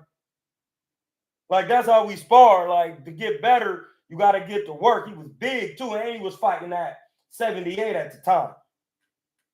Like, I wasn't even I was sparring at Blackburn Boxing. Hit him with the 1, 2, 3 to the guts, he buckled. You know what I'm saying? Like, you got to hit what's in front of you, bro. And then the boxing rules, if you go to the body, the head will fall. The head fall with the, don't mean the head will fall because he bring his hands down. If you hit a nigga to the guts, he will drop on the ground. Is his head at ground level? Yes. He's toast. No avocado. Like, that's what I'm saying. Like, that's the importance. You cannot just block gloves and win a fight from blocking punches on your gloves. That don't do it. That's what I keep saying. Where was the effective aggression after he was blocking the gloves? He wasn't doing it because he trains to jump in and out. That's not it. It has nothing to do with me. I watched how Usyk trained on Usyk's life of training. He shuffle forward, shuffle backwards in a straight line. There's no head movement there. Rule number 1, got to move your head. If knowledge and wisdom is the first line of defense in boxing, that means you're moving your brain. You're recalibrating your thoughts. You're working. That plays out in the public, in boxing. If that is not a bar, you got to be crazy. That's why niggas, man, hold on, I'm working, I'm thinking. Got to think. That has to play out in the public through slipping, rolling. That mean, because when you slipping and rolling, you looking. That's what I'm trying to tell y'all. When you dropping up undershots, rolling the shoulder, slipping up under, you can actually see. Listen to Andre Berto. I listen to Andre Berto's. So you got to listen to how they talk about who they fought. They giving you the game. Andre Berto said when he fought Floyd, he was missing so many punches, it started to wear on his mind because he said, I know the nigga see me missing. He's looking right at me and it's Floyd and he's not capitalizing. What the fuck? What is going on? What is this? He tying me up. I can hear him breathing in my ear. I can see him looking at the clock. My nigga, if you don't know, see, Berto thought his ass was up in there to get a scrap. No, it's a lesson. You're not on this level. Berto does not have defense. Sparty. That's why if I go in a nigga's DM and start talking that shit, they know me. They know me. They felt me. Pause. They felt me punch him. I'll see a nigga in the person, my nigga, and get to talking, and nigga gonna be like, no, that's facts, bro. You know what I'm saying? You've been in there before, you know. And niggas is gonna say that. Nigga, I'll go to Florida, nigga be all up in Berto's face. Nigga, you ain't doing that shit with me, nigga. You ain't, nigga, what niggas gonna say? Nigga, we got niggas that was there. When we got done sparring, niggas was clapping. Everybody in the gym was, and them niggas was work. Yeah, because I was hitting him with that shit. Uppies, hey, blood. I was walking that nigga down in the high guard. Yeah, I'm gonna put pressure on your ass, nigga. That speed don't do nothing. I know what to do with that Vernon Forrest style from me. And Berto's shorter than me. Listen, bro. It don't matter if you taller than me, shorter than me. if you don't have a good jab, and it's just regular boxing talk, I'm gonna press you 90% of the time. Cause then half of the time I'm pressing you, you're gonna be trying to hold me. I'm gonna be pushing your head back. You know what, bro? I'm gonna show y'all. I'm gonna just show you. It's all good. I'm sorry. I'm gonna just show you. I'm gonna put some sparring in the chat for you to see. Me sparring a pro. This the day we was doing a 9-minute round. So when y'all be that 3 minutes and all of that, I do 9-minute rounds, like when I was practicing. Like that's literally what I'm trying to put in here right now. But they saying that the shit is too powerful to go into the Discord. Yeah, the video can't be too big. Yeah, it's an 8 and 48-minute video of me sparring with a nigga who fought Maxim Dadashev and got knocked out. 9 minutes straight. Actually, I got another set of clips where he wearing a shirt. We did 3 9-minuters, nigga. You said 9 minutes. Hey, blood, don't come in this bitch acting surprised. I don't want to hear this shit. I've been telling niggas this shit. Hey, bro, I know it's tip, but now you over to a real channel. I've been telling niggas what I've been doing for fucking 10 years. 4 minutes felt like an eternity to me. Hey, blood, listen, me and Aaron Coley, when I came to the Bay, I brought that shit out here because I had been watching Floyd. Niggas wasn't even doing that. I got niggas wasn't even trying to spar no more. Nigga, I sparred Steve Nelson 2 15-minute rounds, nigga. Straight. I got it on tape. Hey, Troy, I got a question. What did you used to do for leg workouts, bro? Hey, tell these niggas. Yeah, tell these niggas, man. Probably, I would probably get on those dumbbell lunges. That's probably like one of the best things for boxing. Because with boxing, squats is good always, but with boxing, single leg workouts is very good because you just want to make sure that both of your legs is equally strong. So I would either do the dumbbell lunges. I think it'd be good. And if you have a leg press machine, I would do single leg press. Like I would do as much single leg workouts like as I can. Oh, hey, listen, hey man, let me help you real quick, cause you was cooking, my nigga. That is a form of training called ISO. See, this is why like niggas be coming over here. You really gotta be a part of the culture, cause we trying to get niggas better. That's called isometric workout. You working out each side of your body individually so you can have complete symmetry. That's why they do that in bodybuilding. You trying to, so like, that's what I'm saying. I'm showing videos where I used to be having the 90-pound dumbbells because I wanted power in both hands. There's a method. So he's talking about isometrics. You need to do that according to jump squats and a lot of balance work, bro. Everything you do must be sports specific for how you fight and how you're trying to learn how to fight and accentuate your style according to the rules. So that means you got to go backwards, forwards, side. You have to have every skill set in boxing. So when you do that, that means you're going to have to be doing a lot of different things. You're going to have to be working on the coordination, working on your what generates the power, which is the glutes, medium, maximus, and minimus. Niggas can't get this on The Voice because it's niggas who never lived this life that they claiming they lived it, but then they can't tell you how to do it with weights. When niggas who box ain't supposed to be lifting weights. Yep. So that's what I'm saying. Stay away from the weights. No, you just got to know where to put the weight. You got to put it in the legs. You got to put it in your legs. And then you got to jump rope. And then because I don't know. Oh, I was going to let you cook, man. I was going mute. He cut out.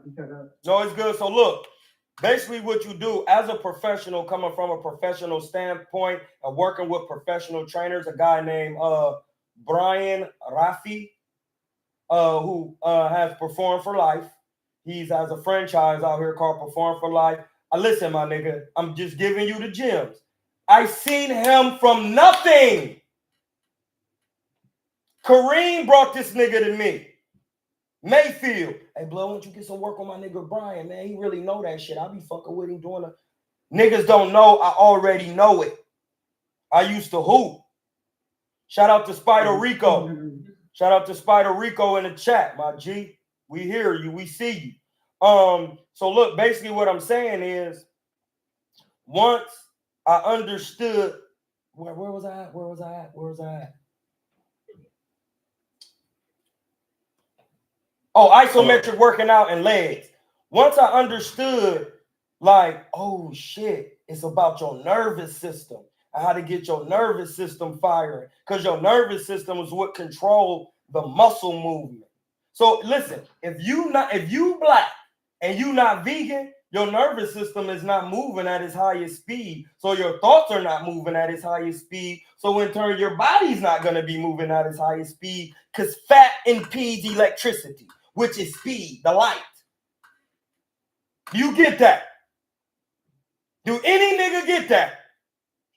From a health perspective of having too much fat. Now listen, if you gotta work your fat off to get in shape, then that's not your speed.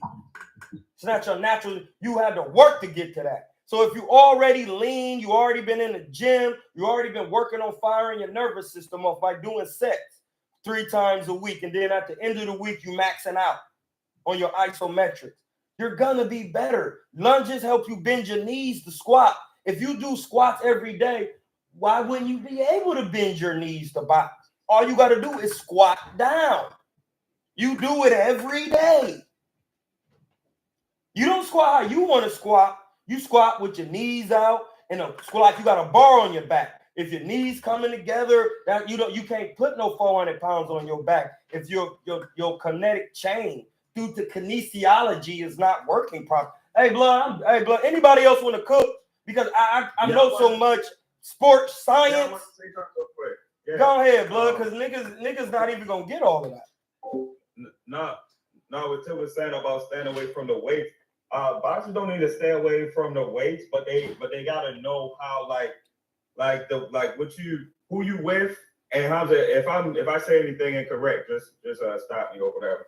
But you just gotta know the weight and the rep that you gotta stay in, so your muscles don't get too big like bodybuilders. Like if I was a boxer, I would lift for like strength. So like I would do a lot of like low hold on 1 second, because it's where I'm gonna help you cook. I didn't mean to cut you off, sir. No, go ahead. In boxing, when you punch somebody, it's they're punching what? Power. All right. Power on the 10 pillars of fitness is not strength, because power has to do, right? Yeah, power has to do with distance and time. So it don't matter how fast you is, it matters your timing and your distance. So a man could be fast coming in too quick, and then he run in and I time him. Bang, Amir Khan, I catch it. He hurt. I don't have to have power to hurt him. He's coming in with the speed, not being reluctant and not being aware of running into a shot. You see what I'm saying? Mm-hmm. It's all about distance and velocity. And then on top of that, knowledge is power. And when you have the knowledge, you understand it's about timing. It's not about fast, slow, or none of that. So to improve your power, you want to do plyometrics. So when niggas say they not lifting weights, your body is weighted. Your calisthenics is body weight. Work, that's weight. It's still weight. Now you do all plyometrics, you put on a weight vest. Are you lifting weights still? Yes, you are. Yeah, you got on a weight vest, but like, can't you lift weights in a traditional sense without the goal of getting big? Yeah, that's why I be cooking. I'm listen, bro. The way Russians, what Russian don't have decent punching power? No. You don't know none. So all the Russians got decent punching power because they know how to lift weights. They do kettlebell swings. It's pendulum. Yeah, but I didn't finish. Because I want to say an example of what I was talking about. So like, let's just say like,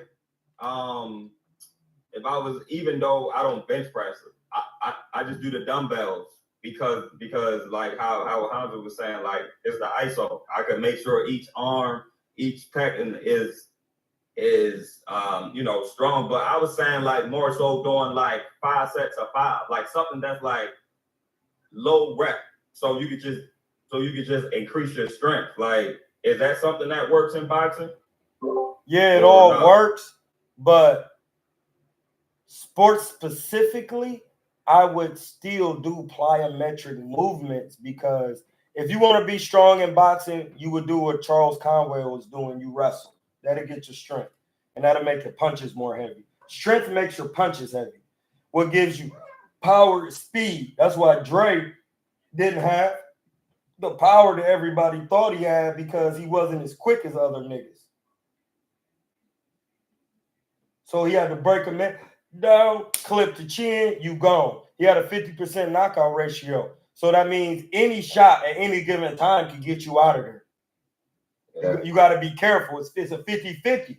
Then when you go up, you see. So, for example, instead of bench pressing, what's the exercise that you would do with the barbell to landmine what?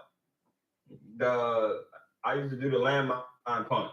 The landmine punches. But I still do it. Yeah, the landmine punches with the dumbbells would be like benching. But then you're working a full body. You jumping up, getting your nervous. And I've been watching a lot of videos about people shocking their nervous system. So they'll be in the pool just fucking shaking. They'll jump and be shaking while they jumping. Like, and it was about, and niggas will be lifting up medicine balls, and the medicine balls is vibrating, so you can barely control it. That's boxing, because when you hitting and getting hit, you moving. Balance. You need strength. These things can be achieved, but they have to be achieved sport specifically. Wrestling is involved in boxing because you got to know how to tie a nigga up so he can't punch. I wrestled. That's why I tie niggas up so good. And niggas cannot tie me up. Soon as you tie me up, I'm going to start hitting you while I'm tied up. And then I'm going to swing my arms and pummel. I wrestled. I'm going to pummel you. If boxers want to get better with the clinch, they got to practice pummeling. Oh, you see wrestlers bumping their chest and taking their arms side to side.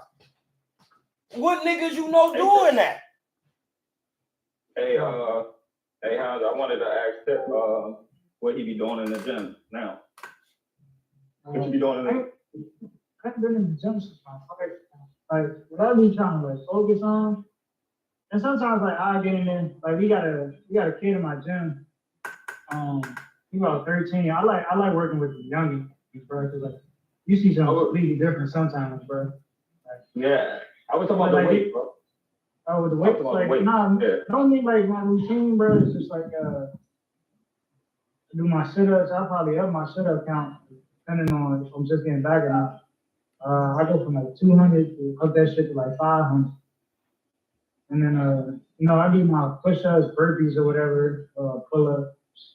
It all varies, bro. Like, honestly, what I want to do is I want to start training in like a pro style. You feel me? Yeah. How would you do that? Yeah. No, I'm saying like, just like as far as the workout. You know what I'm saying? Like every day. All right, so I'll tell you what pros do because I've seen Andre Ward and trained with him. I've seen Floyd Mayweather and watched him for weeks on weeks, on several occasions. If you on a sparring day, you spar. If you ain't got nobody to hit the mitts with, you get somebody. Hey, I need some mitt work. I need to work on what I wasn't doing in sparring. After that, you get on the bag. You work what you wasn't doing in sparring on the bag.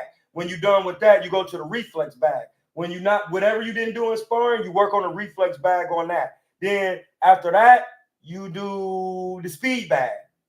3 3-minute rounds on everything.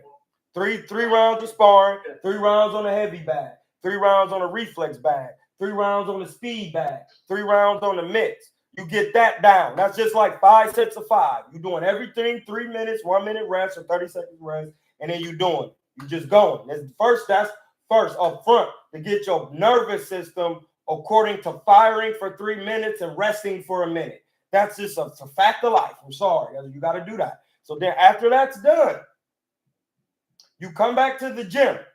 You spar again. If you haven't perfected those moves, you go right back to the same shit. There's no other thing that you're working on. So if you haven't neutralized a nigga in sparring with the jab, somebody your height, your age, your weight, your size, then a nigga shorter than you, then learning how to neutralize a tall nigga with the jab and everything off the front hand. Once you learn that, you come back to, you do that every day.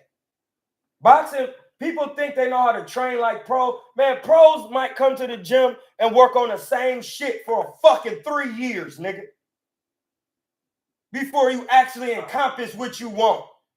So niggas talk about this pro shit all the time when I be on Boxing Voice. Man, you wasn't no high level. Well, why the fuck I wasn't? I was in the gym with Andre Ward. If you wasn't high level, your ass was up out of that gym. Niggas was beating your fucking ass in there, bro. What are we talking about? Getting your ass whooped? Yeah, I'm talking about training like a pro, my nigga. I know, but I'm saying like no, there is no secret way, and how you buy some fucking bag gloves. What I told your ass to buy. See, y'all niggas thinking some. All right. I'm trying to see if Tip was talking about more so like with the weight, like training like a pro as far as like. Hey, bro, he don't lift weights. We told him what to do already. We told him what to do. I think that's what do your calisthenics. I'm not sure. Listen, pros train how they want, but if you watch old school boxing, it's all about calisthenics. He already on that, so that's obvious. Yeah. Keep 100,000 burpees, jump squats, push-ups, dips, pull up. Do 500 of everything. Man, that's the shit I don't want to do. And that's the shit niggas gotta do. Yeah, that's the shit you gotta do. Next year, I'm trying to. No, ain't no. Hey, blood. We don't even have years on this channel. Ain't no next year. No, because I ain't fighting until next year. No, it don't matter. That's my fucking point. That's not how a professional trains. I don't give a fuck when you fight. You train every fucking day. There is no thought. Listen, bro. When I train niggas at KuernoDeChivo's Academy, you fight when you ready. You gotta be ready at all times. Somebody can hit my phone and say, "Hey, can you bring that gentleman that you brought last time? What if you ain't been with me? Have you been doing what we've been doing for the past 2 years on your own?" I ain't saying I'm ready right now, though. I ain't saying I'm ready. You're not ready right now because you won't stay in the gym. And you ask, hold on, bro. Tip, real quick. Tip, real quick. You asked me you want to learn how to train like a pro. I'm giving it to you. When I get back, this is no, you're not understanding. I'm going to have to slow you down. If you ask me how to train like a pro, there is no getting back. Oh, you already in it? Yeah. You're a professional.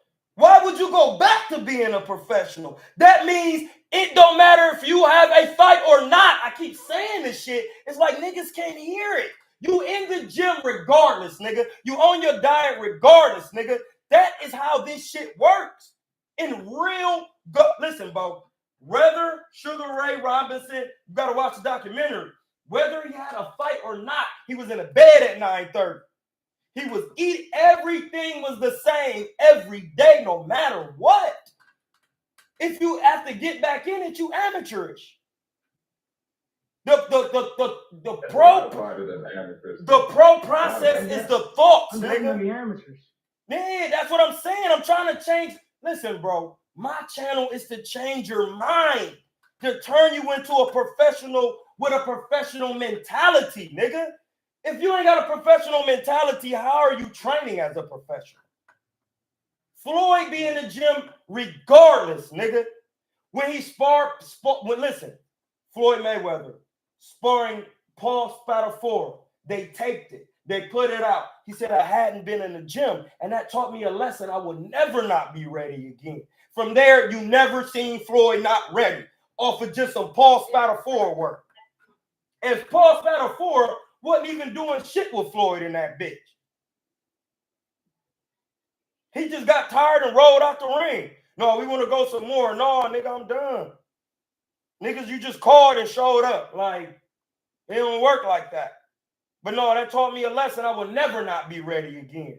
Nigga, if Floyd saying that and he was already rich, then what the fuck would niggas outside of that be thinking? That's the philosophy. Like, that is the only law. You have to really think. If Floyd is already rich, Canelo is already rich, and they still in the gym every day,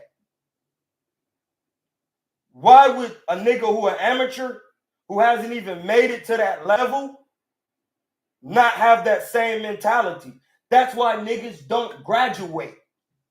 Like, I listen, bro. I know in boxing how niggas is doing at some point because niggas don't watch boxing. They fall out of love with it. They get women. They in their phantoms. They doing everything but watching boxing. When you're not doing nothing and you're a professional, there's nothing else that should be on the TV but boxing. If you want to take a break and then, listen, I heard this from Angelo Dundee and all the trainers during the documentary I was watching. When they peak a fighter, to get the nigga to not over peak and overtrain, and they be like, go lay with a woman. That's it. Go lay with a woman, bro. Because you're going to peak too early and you're going to be dead. You ain't going to have nothing for the fight. Go lay with a woman.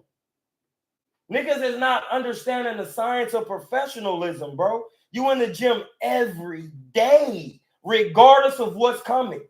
Nigga, when I was fuck boxing. When I was hooping, nigga, I knew the king of the court in Akron. And at this time, LeBron James is sponsoring it, and he's in it. He like playing in it. He just taking over the shit. He said, hey, blood, these niggas is hooping too. I need to see what these niggas really got. I'm in the league. Listen, he picked 3 niggas out the crowd and some regular niggas from Akron. Beat LeBron James when he was at the height, nigga. In 3-on-3. Actually, niggas called a tip dunk on the nigga back. Nigga Greg Lewis. That was the first LeBron James of Akron. He played for G.W. Winthrop. You niggas knew LeBron was coming. They knew what was going to be going on in Akron. Your ass better be fucking ready. Because LeBron is competitive. He don't give a fuck about the NBA shit. Hey, my nigga, I'm still the best. I need to get on the court. Hey, D-Tar, suit up. We got next. Niggas is looking like, what the fuck is you talking about? This is a tournament.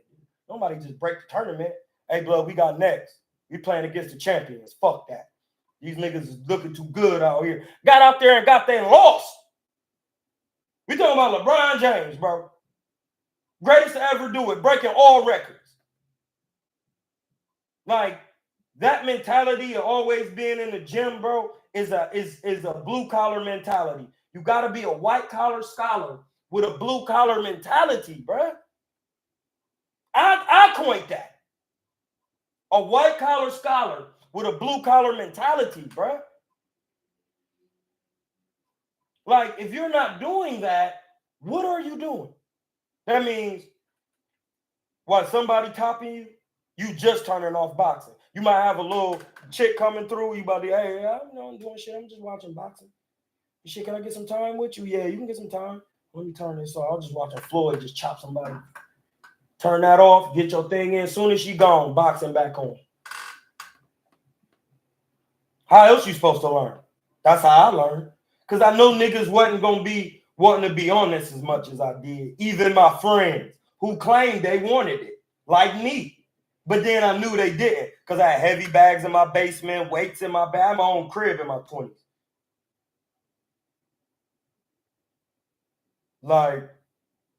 Like, bro, where's the mentality? There is no getting back. That's why you like, well, nah. Listen, I don't give a fuck who you put in there. I'm already in shape right now. And I know at the end of the day, it don't matter who I fight. A jab must be used. A check hook must be used. Depending on how this person fights, my opponent, depending on what jab I need to use. Do I need to flick it? Do I need to stick it? Do I need to hook off of it? Do I need to flick it and uppy up off of it? Do I need to hook up off? Do I need to throw the hook first? Do I need to act like I'm leaping in with the hook and then throw a straight jab down the pipe to catch him? How would you know to do any of that if you never watched somebody do it and then go to the gym and work on it? Like, you don't need your coach for that. How your coach gonna abridge what you seen in a fight or encumbrance what you seen? That makes no sense. So that's why when niggas come over here or anywhere else from the atmosphere, from the unknown universe and the known universe, when you come over here, I'm gonna say, hey, blood, we got mathematical laws. Numbers only go from 0 through 9. Every other number is made up of those numbers, like 12, like 11. It's 1 and 2. So at the end of the day, if you not had peace with your knowledge of boxing, you will see it play out in the public, and that's why you're not seeing Devin. And this is how you describe why niggas is not taking contractual fights for the bread, because you're not confident in your style. That's why Devin Haney is not getting back in there. It don't matter what nobody say. If you're not confident in what you learned, and now you somebody that busted your shit, and you was claiming he wasn't that good, then you got to rethink about what you think you know. When you learned it from a nigga who, listen, I was saying it on Norbs. How are you supposed to know boxing from the man that you come out of? You're an extension of, pause, no pause, because everybody got a daddy. That's something that everybody got. You can't even get to this bitch without a daddy. Even if you are artificially inseminated. So if we use that logic, when did Devin ever see his dad? And we'll use Devin and Floyd. When did Devin ever see his dad get up every day and go to the gym? When did he see his uncle do it?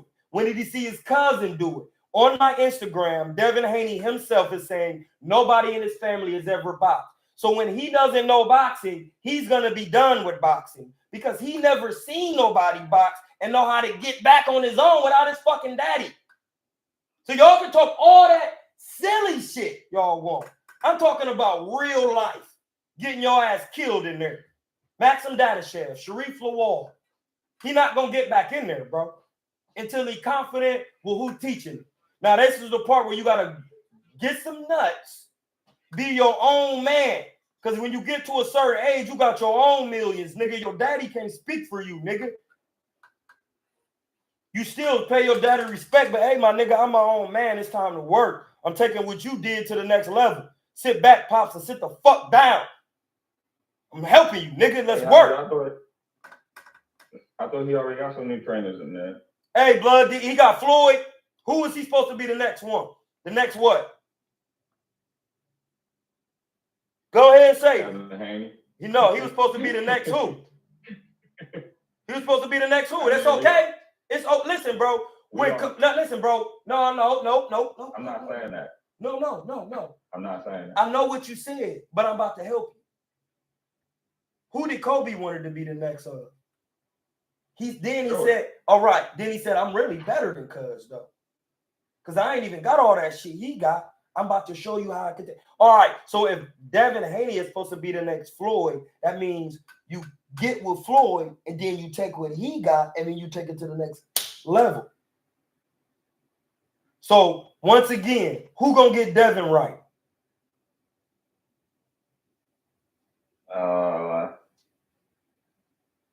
Do you need me to pull it up and post it in the chat so you can see Floyd actually holding mitts for Devin for like 3 or 4 times and showing him how to really deliver shit? When he was younger. It don't matter when it was. When he need him now. He was younger, yeah. Yeah, no, he needs him now. Evidently, he forgot this shit. That's what I'm saying. Is he willing to train him though? Hey, blood, who Floyd not willing to train? Exactly. You don't even have an answer. I mean, because you never heard Floyd say, I'm not training nobody. Shakur came over. I seen Shakur in the midst with Floyd. I seen Tank on the midst with Floyd. What the fuck else Floyd gonna do, bro? And I'm not saying it to get at you. I'm just saying it like for the audience. Like, what the fuck else is Floyd Mayweather got to do with his time, bro? Besides train somebody. That nigga still be boxing. My nigga Daquan Mays be hanging with Floyd, bro. And that's all he do, bro. He don't know nothing else. He know money and boxing. So if you telling me, if I say, hey, Floyd, okay, if that's the case, why he helped Ryan? We know he helped him. Because he did some shit, like what Ryan did with the weight. So Ryan could do that because he paying niggas. When him and Devin fought, hey, listen, let me help you, Ryan. Shut up. Listen, you gotta watch the video. Ryan is walking with Floyd, and I get it, because Ryan is a Leo. And Floyd, and they walking, and Ryan talking, and he like, hey, you gotta know when to talk, know when to be quiet. And then Ryan just shut the fuck up. He just walking.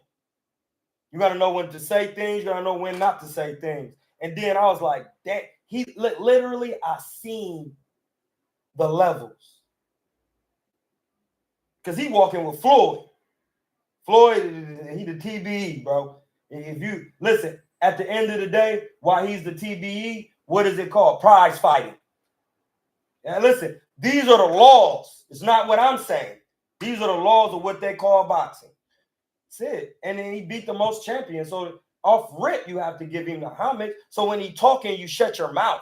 So then when Ryan fight Devin, then you see what happened. What did Devin? Did Devin go to Floyd too? Hey, listen. Floyd is independent, bro. I don't think y'all get what's going on a deeper level. The Rockefellers evil because they funded both sides of the war, or did they want niggas to handle their beef privately? I'm just asking. Are the Rockefellers and the Rothschilds, who funded both sides of wars, are they evil because they want a nigga, hey, blood, if you come to me for the loan, I'm going to just give you the money. I'm not in it. And then the other, well, you gave them money, how you get me some? Did Devin do what Ryan did? Or did he do what he thought he knew already?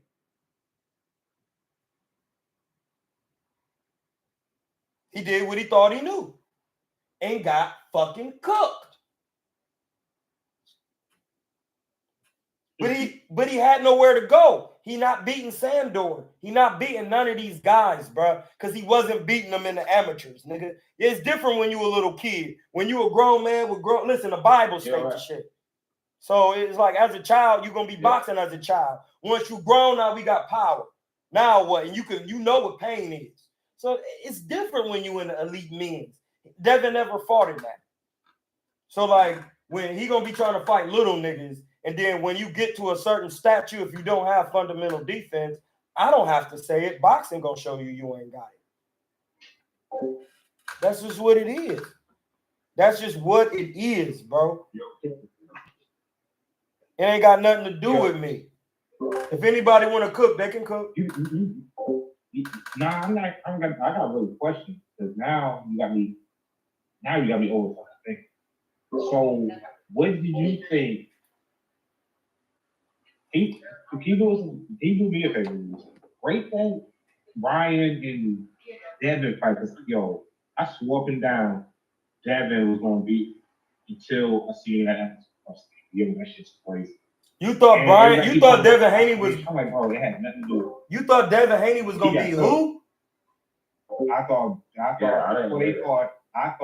Devin was gonna beat Frank Garcia. Okay, now here, all right. Now listen, that's the question. Like you about to ask a question off of that. All right, so I didn't mean to cut you off, but I would just like to say, off that question and that thought process alone, due to the rules of boxing and how Devin fights, not what you want him to do, not what you if you haven't seen him do it, we ain't even to discuss over this bitch. We inside of a bitch. It's an emotional pick, bro. No, bro. It's not no dig at you. It's really a class lesson to teach a deeper lesson. Even though it was an emotional pick, I get it. But explain how Devin would beat Ryan.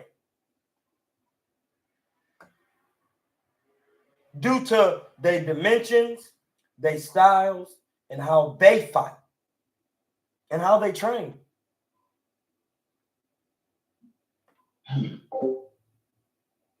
More 10-2? You got it, bro. Nah, because I Just think about it. it's not, bro. I already thought about bad times. Like, I'm like, how the fuck you fuck up? But I looked at the fight. I was like, so I just thought I was looking at the fight, and I thought his jab was gonna win him the fight until his jab was getting taken away, and his defense. I don't even know. You know what? That's another thing too. We listening on and we watching the same thing. His defense is not all there at all. I'm just, bro. I'm not gonna say this shit. This is gonna make me some crazy. This one of this shit. Yeah, I just fucked up on the pick. It's going. Man, what's up with Teflon and I Dom? just thought his boxing was a lot better. Because I'm looking at it because. So and then it made me go back to the Tank fight. Yo, Tank was not playing when he said he was nervous about playing Ryan. That nigga was not lying because you gotta put Nervous about Frank Martin or Ryan Garcia? No, Ryan Garcia. He said he wasn't nervous about Frank Martin. No. He said he was nervous about Ryan. Anybody would. That nigga punched him, bro. You know what I mean?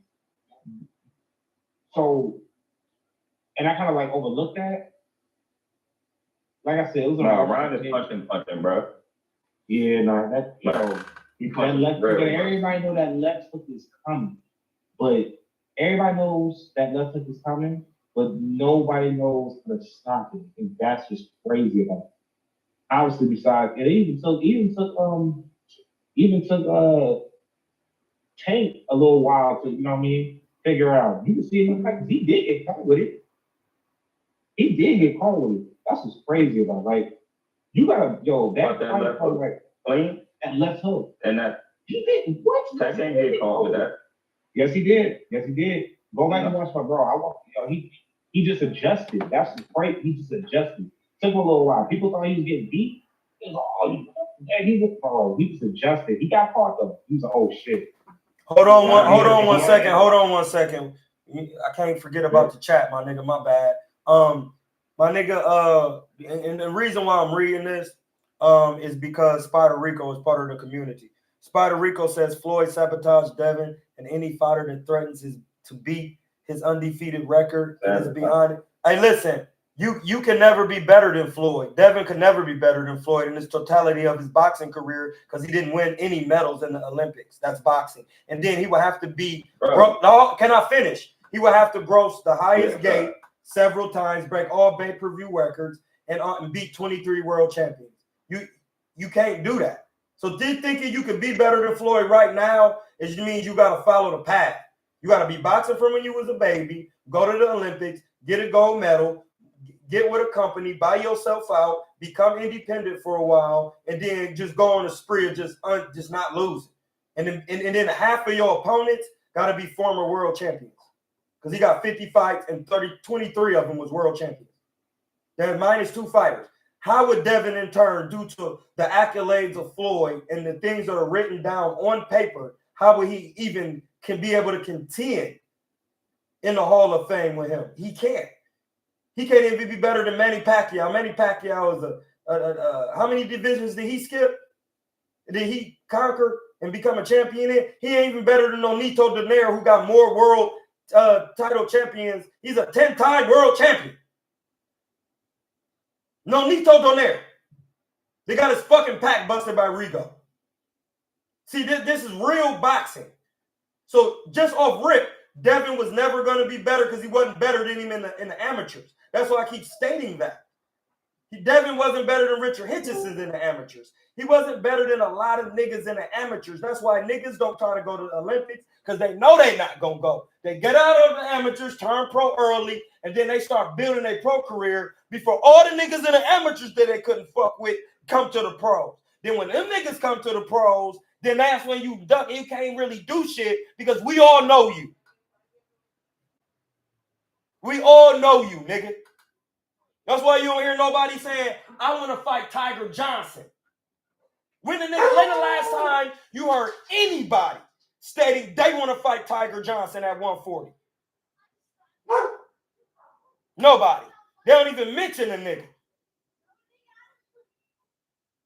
Not Abdullah, not nobody. At 140, around 140, they don't mention Cuz. Why you think that is? They don't want to get their ass smoked in there. He's a big ass 140 pounder. His fundamentals is fucking crazy. He will knock you out. And his trainer was an ex-professional. Bro, you gotta really talk about what's going on in boxing. Being better is described off your accolades. Skills tell me what you did, not just because you doing shit. Like, it don't work like that. He ain't an all-time great. Devin can never be an all-time great. Roberto Duran got his ass knocked out, came back and knocked niggas out. This is what happened, not what Hamza is saying. Roberto Duran got knocked out worse than Devin Haney versus Tommy Hearns at 154. And then Iran Barkley knocked out Tommy Hearns, and then he said, you know what? I got a nigga for you, my brother Roberto. And then when you go to the fight, Tommy Hearns in Roberto's corner. One of the king. He's not in the nigga corner. He in his brother corner. And then Roberto Duran busts Iran Barkley's pack. Like, you gotta understand the concept of getting your ass beat. Like, that's where I have to bring it down to and keep reminding y'all, these are ass whoopings, my G. Ass whoopings. Shout out to Sean Hall. Like, that's what you gotta understand. Spider Rico also says Ryan had already lost. Then he says Floyd wants to see Tank lose. Hey, Blood. Hey, bro, how he want to see him lose and he was training him? Hey, Spider, don't make me give you a fucking timeout, nigga. I don't give a fuck about none of that. Hey, I just wanted to say, bro, with that idea, bro, like, why would Floyd? Bro, Floyd love boxing, bro. I'm sure, Floyd love these guys, bro. Like, listen, man, you really gotta get out. That's what I be saying, bro. You gotta be a fucking maniac to think Floyd not gonna help. No, hold on. Did you go over there humble and say, hey, big bro, I seen you do all this shit. Bro, can you do something, my nigga? You telling me, man, that's why I said I just be start going and showing the footage. I seen a nigga help Tank. I seen a nigga help Shakur. But what happened was other niggas start saying, listen, bro, I seen it in the interviews when Boog was doing mitts, standing watching Tank, and he was like, no, bro. Hey, listen, that don't work like that, bro. I'm watching Boog do all this fast mix shit, the same shit Boots be doing, and Floyd was like, no, that don't work. You can't throw that many punches without moving your head. And then Boog gonna say, man, this nigga always interrupting my work. He hating. How the fuck in your right mind can Floyd hate on what you doing? It makes, listen, bro, if that's your thought, this channel ain't for you, because you don't know shit. Saying Floyd, a nigga with the most money from boxing, and a nigga who had the most skill, is hating, and you haven't even did half of what he did. That's crazy talk. And nobody can make me believe it until I hear Floyd say it. I'm glad you said it. Nobody was talking about that. Nobody was talking about that. Because niggas want to sensationalize shit. Nigga, my life is sensational. Nigga, that's why you can see everything that happened with me on my YouTube and my Instagram. I barely delete and erase shit. Because it don't mean shit to me. Nigga, I post my guns on the Colorado Secretary of State website. Because I'm American. I want everybody to know what I'm doing. So when you run up and you get your dumb ass knocked down, it's on you. I don't want nothing, no smut. Hey, well, no, he was doing this. Hey, no, my nigga. All my firearms, my AR-15s, my Glock 40s, my Benelli M4s, automatic shotguns on the wick with the gold, with the blood thumbprint. Yeah, I'm a part of that type of shit. That shit be real. That shit ain't fake. Putting your thumbprint on shit as an endorsement. Your own unique zygote thumbprint on your DNA. Yeah, like, nigga, you telling me Floyd gonna hate on you? Bro, that's just crazy. You know, the fuck? Haters don't do what Floyd be doing. You don't even get there by hating. That it don't work like that. It just doesn't work like that through spirituality, bro. Y'all can say what y'all want. We got laws over here. And everybody say they be loving Jesus. But Jesus was a Hamite. His last name was Hamashiach. I mean the Messiah, the black Messiah. So hey, bro, that's the law of the name. Abraham, Muhammad, Hamza. We follow the laws of Ham that was founded for the black, so they can have their own shit. If you want to read it, go ahead and Deuteronomy. So then you take it to boxing. Boxing already got rules. Floyd is the best. If you want to learn, you take your ass to Floyd. Hey, blood, if you don't like spirituality, man, you can take your ass somewhere else. Everything from the physical plays out from the spirit. So if you can't understand that, that's why I keep saying I don't give a fuck about views. It ain't about me. I want these to get the knowledge of the supreme being out here so niggas can know different. So they can stop dying in boxing, getting their shit split. I appreciate that too. I appreciate you saying that. I don't want nobody to get their shit split. Listen, nigga, I got my shit split from sparring. And every time I show some sparring, it's always with a big ass nigga. I never even showed me sparring with a little nigga.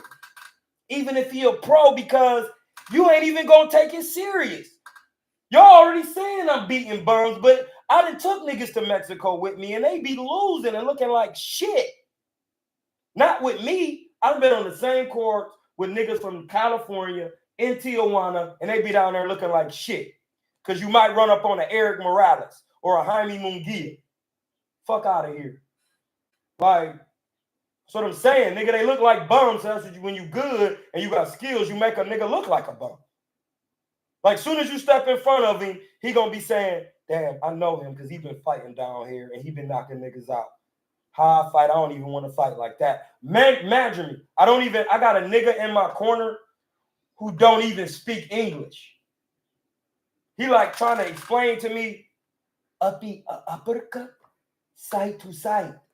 I'm like, hey, blood, I already know that. The fuck is you talking about? It's good. He gonna put a lot of pressure. Then here come my nigga Felipe, my Muslim brother.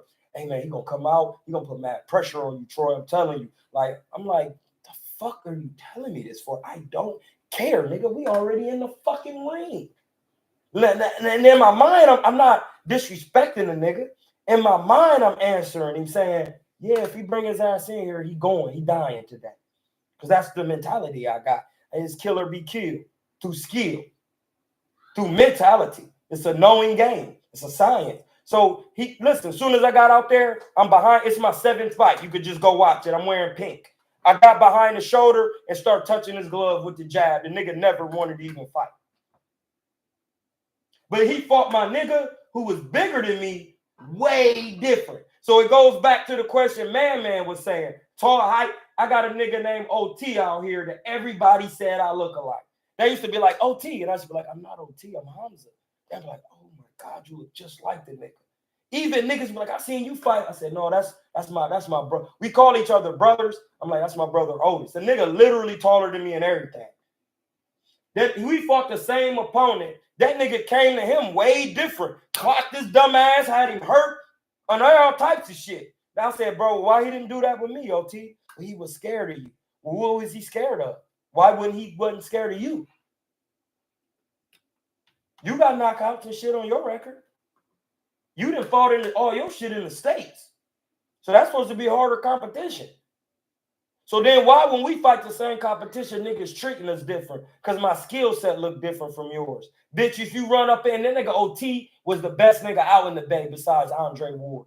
He was actually skillfully better than Aaron Cole. Everybody said OT was that nigga. He was at the Nationals. Yeah.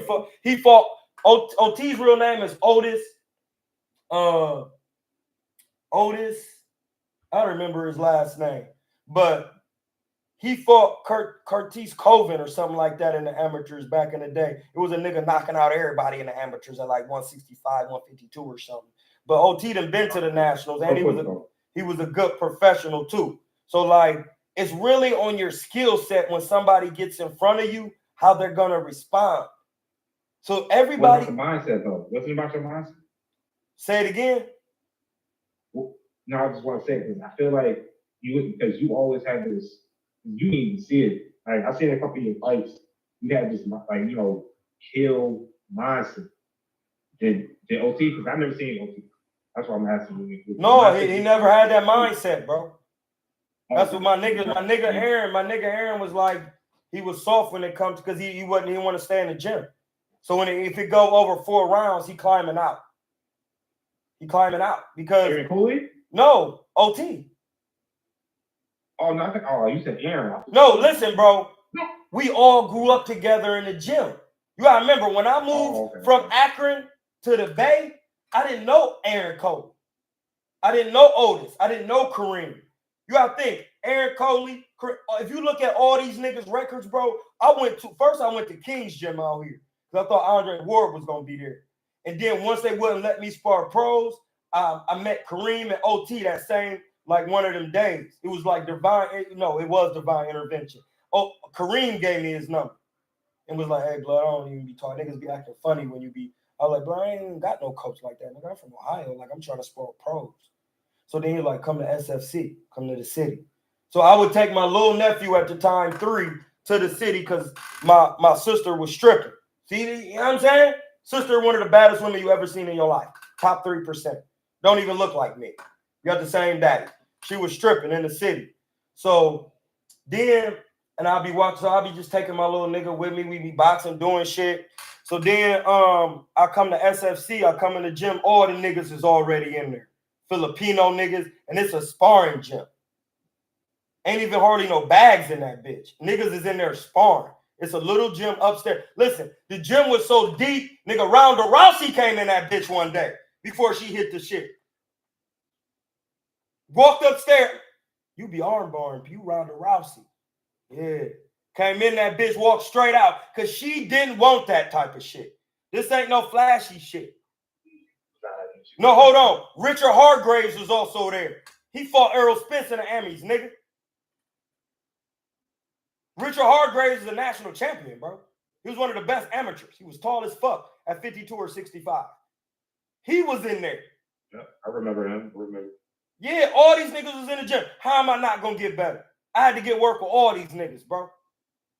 Then once I start sifting through who was who, I said, damn, I have to get Aaron better than all these. He's bigger than all these niggas for real. And he taking this shit serious. He in the gym every day. That's going to be my nigga. Then when we start working out every day, I had to say, and this is a segue real quick. I was like, hey, bro, like, I don't mean no harm. I know you got your baby mom, but like, do you be out here on the bitches? And he was like, oh, yeah, I get out here. Trying to get out here? I'm like, yeah. So then that nigga end up going to Vegas without me because I'm thinking like, man, I ain't got no bread. I just moved out to Cali with a suitcase. I left everything behind. Remember, I told you I had a house in my 20s, my nigga. My grandmother literally owned like 4 houses. I had my own crib in the 20s. In my hood, in the heart of the hood. And my door stayed open all day, nigga. Because you walk in that bitch, a nigga might hit you with a grenade. Like, that's what I'm saying, bro. Like, niggas be running their mouth without even knowing the intricacies of who I am as a person. I used to have a German nigga living with me that used to traffic firearms, bro. I actually held a grenade. That bitch. See, all right, so now this is fake boxing and real boxing. You cannot throw a grenade 100 feet. That's cap. It's cap. Anybody in the army will tell you that. That bitch heavy, my nigga. That's cap. It's just cap. It's just cap. I held one. You cannot shoot a Uzi with one arm. I held one. It's too heavy. That's why I come with a shoulder stock for you to place it because it's a automatic pistol. Like, the shit that niggas think that they be seeing is not what they seeing. So that's when I gotta come back. And no, it don't work like that. It work like this. It don't do that. Do like so. Then when I go up in there, remember I'm from Akron, Ohio, where the best Ohio period, from where the best amateurs come from. That's a fact. Safo has had an Olympian since 1992. That's Tiger Johnson, Apprentice's coach, and Willie Nelson's coach, and Juan McPherson's coach, and Terrell Goucher's coach, and Raynell Williams' coach. I can go on and on since 1992, bro. He's had an Olympian. So Charles Conwell,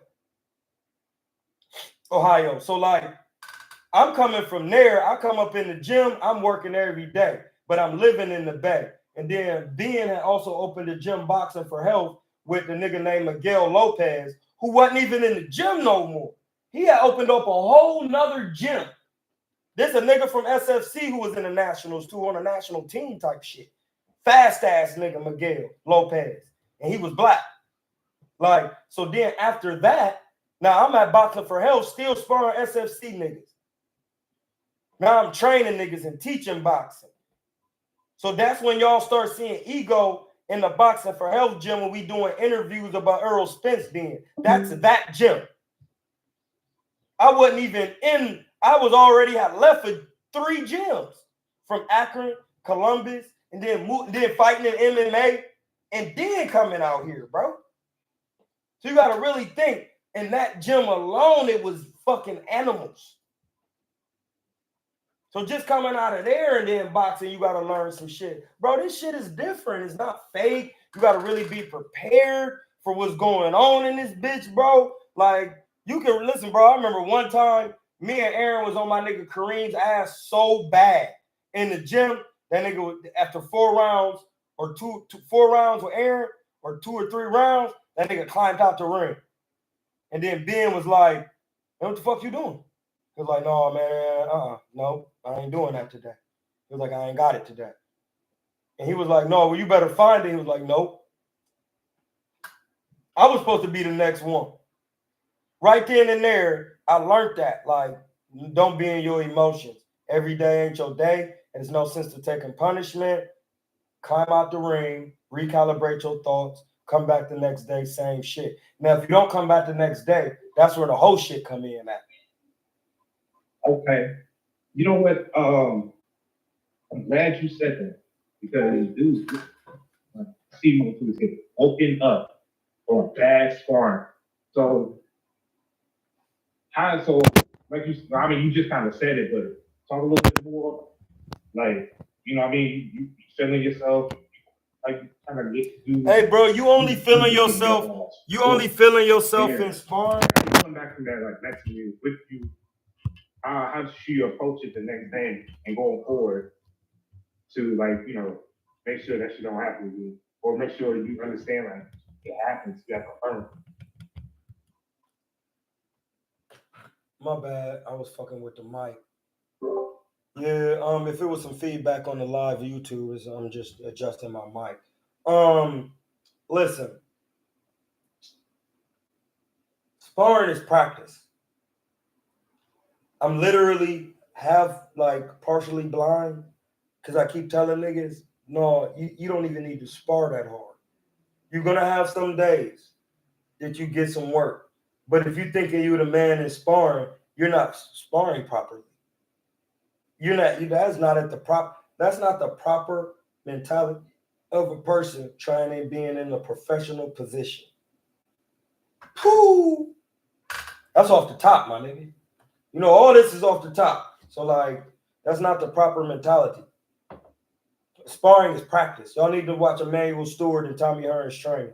That's why I'm just giving it to y'all. So then when I come back and you didn't do your homework, I'm gonna be like, what, y'all niggas didn't see how you really train when you got mad, when you've been through a lot of punishment in the gym? Like, every day is not a hard day. Why would Tommy Hearns still need to go hard in sparring at light heavyweight? Just common sense would tell you, hold on, we got to hit the cash app. You tell me I got to do 2 hours and 14 minutes to get a cash app? Like, y'all niggas is tripping.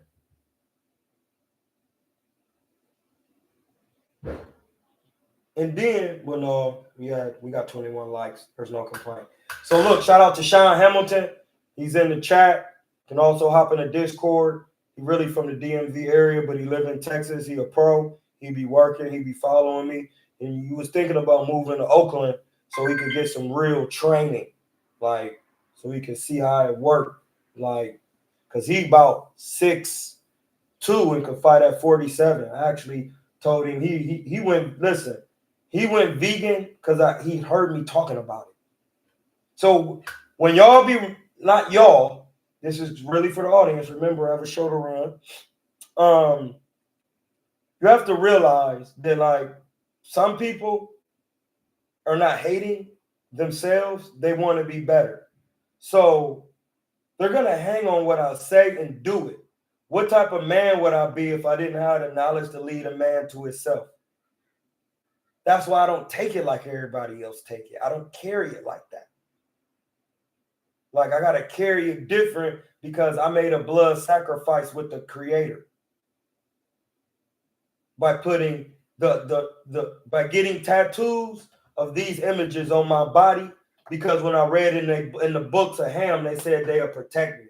So I took that by faith and noticed that it worked. You see what I'm saying? Shout out to Khalid Crosby for the $5 cash app. Hey, listen, we're not complaining on how we getting money. I don't care if it's $1. My nigga Isua, which is a name for Yeshua, African name Pay, he be donating $1. I'll be shouting him out with the same love, bro. This money this money be going to my nigga A, you know what I'm saying, buying a couple sacks so we can chill, think about the next plan of business. Or we might be buying food or something for the kids. We spend a lot on herbs already, bro. Like our life is a herbal life. Like as far as drinking herbs, we smoke herbs and drink them, bro. That's what you see me drinking. So like when the niggas is coming at the channel, like realize you can cook all you want, but make sure it's factual. So because I'm gonna make niggas get in their books and come. That's what this debating is for. So everybody can grow. Hey, no. This I cooked you because you never read this. Read that. I'm telling you, nigga, it's got so many bars in that bitch. Or look at this, or listen to this. And then you're gonna be like, damn, that nigga was not lying. Like, and then the shit gonna start coming to you in real time, and you're gonna be like, hey, bro, I just want to thank you. And I'm gonna say, hey, blood, don't thank me. Nigga, I'm just a messenger, bro. I'm Hamza. Muhammad, may peace be upon him, is my nephew. They wrote the Quran. That's my nephew. My people do that all the time. They be coming, taking over, doing miracles, bringing niggas back from the dead and shit. Like, which mean giving them knowledge. You know what I mean? So, Joe, go ahead, cook. hey, no, this is another question. This is like the spiritual shit. What do you feel about the Solomon in the book of Solomon, Keys, Solomon, Blessed Keys, Dre Keys? What you know about that one? You know what I mean? Because I just stumbled upon it. They was talking about like, you know, that he was the last king. He knew magic. Wait, who was the last king? No, he's a wise king, not the last king. Who? Wise king. Who? King Solomon. Solomon. What's his real name? That's not an African name. I don't know. No, you're right. I don't know. All right, his real name was Ahapede Si Amun, which means Solomon. Because Si Amun or Amun means the hidden consciousness. And then you take Solomon, soul, and man. You see what I'm saying? The soul of a man. That means your spirit has a soul, nigga. It's levels. This what I learned from studying this. Solomon was cool, but he fought in the Bible. It tell you his heart kind of got crazy because he had 300 wives and 700 concubines, bro. Yeah. He got over diluted with women and kind of lost the purpose, but he still was a good one, though. You see what I'm saying? Like he was a Hamite. Like, this is what it is. I don't think nothing of them. And listen, if you get in the Egyptian book, they tell you the pharaohs guard the gates to heaven. For real? That's crazy. Hey, bro, it's a pharaoh spelled. His name is spelled Nekau. Nekau. That's his name. I read it in the book. I looked him up. He was a pharaoh of a dynasty. Then when I went back to the hieroglyphs and read it, it says he is at the gate guarding it. Like, so that means If you prejudice, you don't even get the knowledge by going into the spirit world. See, that's the part where niggas think you gotta die to go to the spirit world. Close your eyes, you in the spirit world. The spirit world is a man's imagination due to African science. And it's not a lie. It's not a lie. Hold on, we got another cash app from Sean Hamilton, $10. Sorry, sir. I'm sorry. I apologize, brother. But that's the state. I mastered the Bible and the Quran. So I can have a conversation with niggas. Master Hinduism. You know how I mastered all that? I read the Egyptian Book of the Dead. Ain't nobody, listen, who was the first son of Noah? Ham. I'm Hamza. And in the Quran, Noah is not a person because they pronounce his name different. It's pronounced Nu. So then you say, well, who is Nu? Why are they saying it like that? Then you go to the hieroglyphs. Nu is the dark matter and dark energy from which everything comes from. So Ham ain't even a real nigga. It's a word of power in Hindu language. It's your throat chakra. I'm done. Because that's why I don't be even doing that shit. Because niggas be really trying to challenge the consciousness and will of Allah, and I'm here to protect that. And I'll kill you over it. I'll kill you mentally. To where you will go home, sit in your room and be like, I'm going to have to look this shit up. And then when you come back, you ain't even going to be arguing. You're going to be like, hey, bro, I want to appreciate you. You open my mind to some things. My eye, inside of my head. That's why niggas' eye be closed. In Deuteronomy chapter 28, once again, it tell you, you study, you worship other niggas' gods. Them ain't your gods. Jesus is not your person that you follow. They're on the walls of Africa. That nobody wants to go and break down and really learn holistically and live by it. I did that. That's why I know what I know through Kemet, through Nubia, through Africa. And we all know that's the first life where it comes from. But niggas be really saying they not black. Hey, blood, you gotta. That's the point where I be trying to tell niggas. It's in every book. You just not reading it correctly. You gotta read all religion so you can understand it. It's only one. It's only one consciousness. It's only one Lord. And that Lord has 8 other entities. By the time you get to the 10th entity, you in the 5th atoms and essence. Sean Hamilton with the $20 cash app.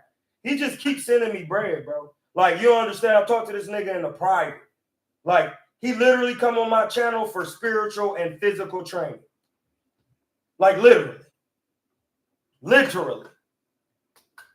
No, I don't even judge the nigga. Because I know niggas have their own vices, but he's working to be better. And he will be him.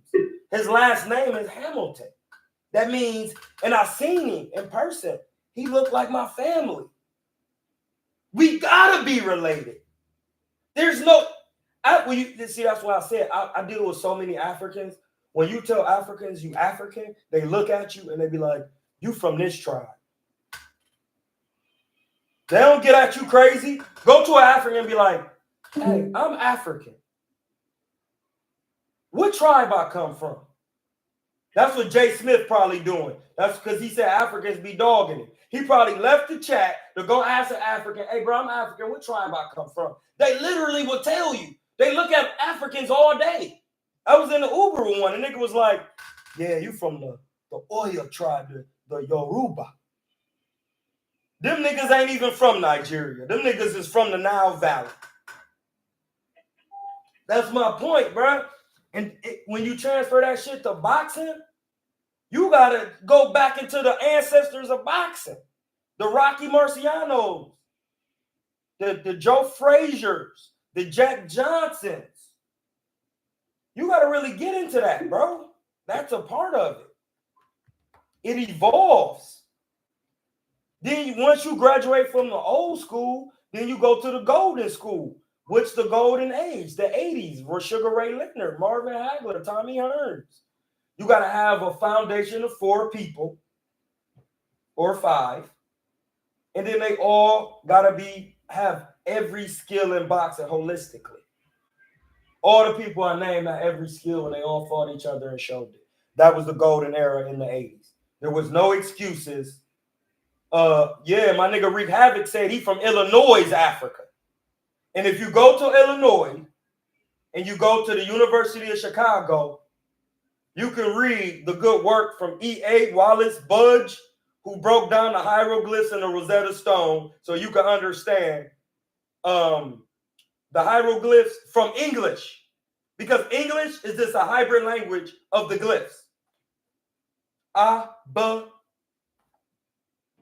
K, Ch, those are all hieroglyphs. Sudanese language.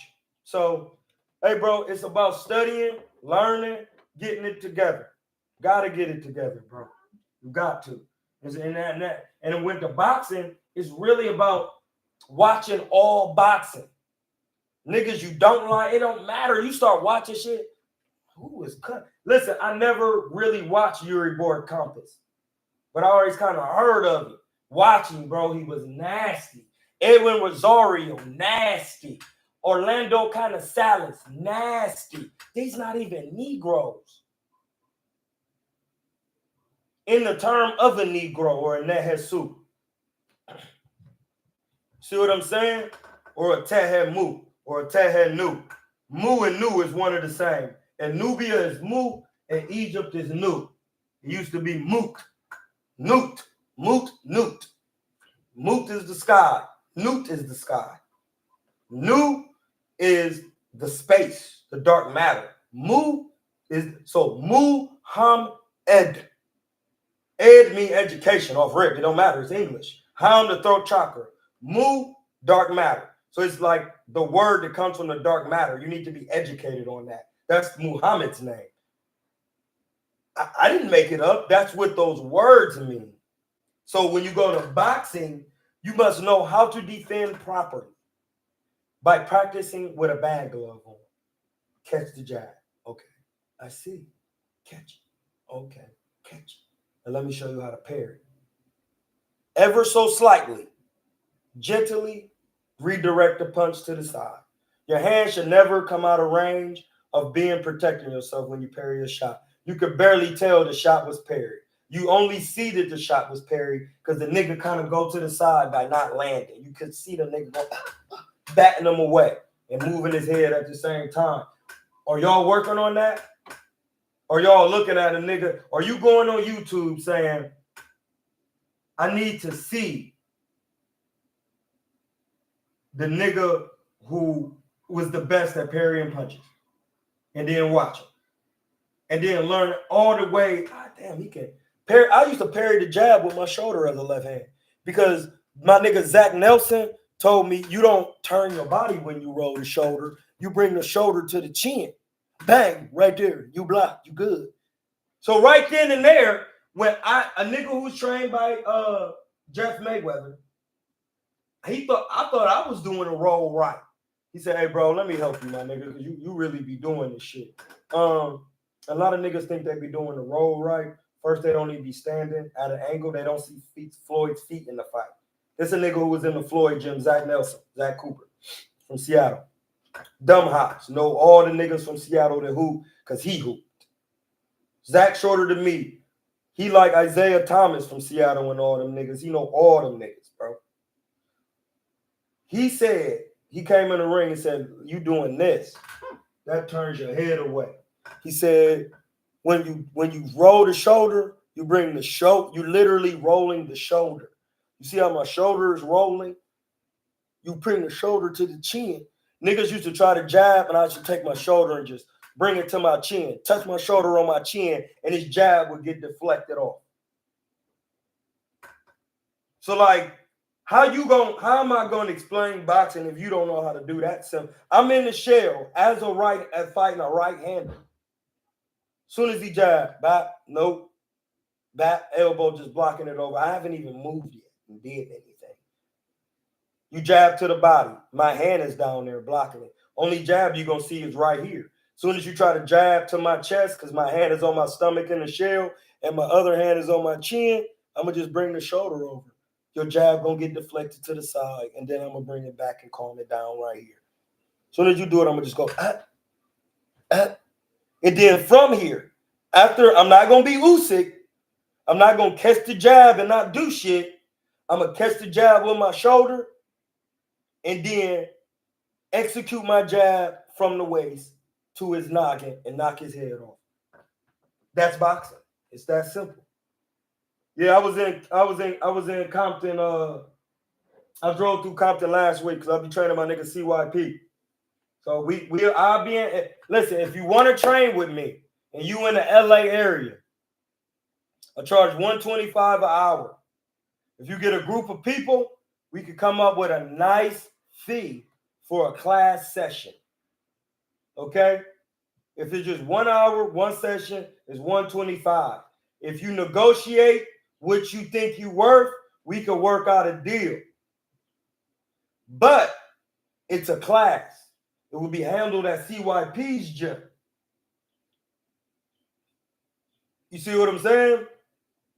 Them private for real. You know what I mean? So we be taping, showing shit, so you can take that footage with you and get better off that. It's KuernoDeChivo's Academy, okay? Got to make sure you know what you're doing. So if you're in the LA area, you can get with me. We can train. I'll be there on sometime on Friday, which is the 3rd, because I'm trying to go to the skating ring in Chino. So I skate, my nigga. I'm trying to go to the skating ring. You want to get your boxing legs together, start skating. I skate. I'm an avid roller skater. Get your balance right. You know what I'm saying? So I'm going skating in Chino. They got skating from 9 to 1. Then I'm in the telly to sit down. Ain't no women involved. Ain't nobody involved. This is boxing. So when I go to LA, I'm not kicking it. I'm not doing shit. I'm training niggas and going skating, and then I'm bouncing out, coming back to the back. Sick. So y'all be prepared for that. Like, subscribe, comment. Catch me on anybody's platform cooking. I'm on everybody's joint. We might be going on with Norbs tonight.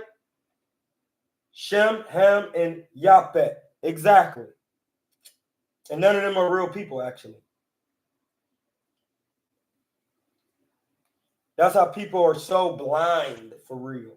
They say all of them come from one father, but then they still argue.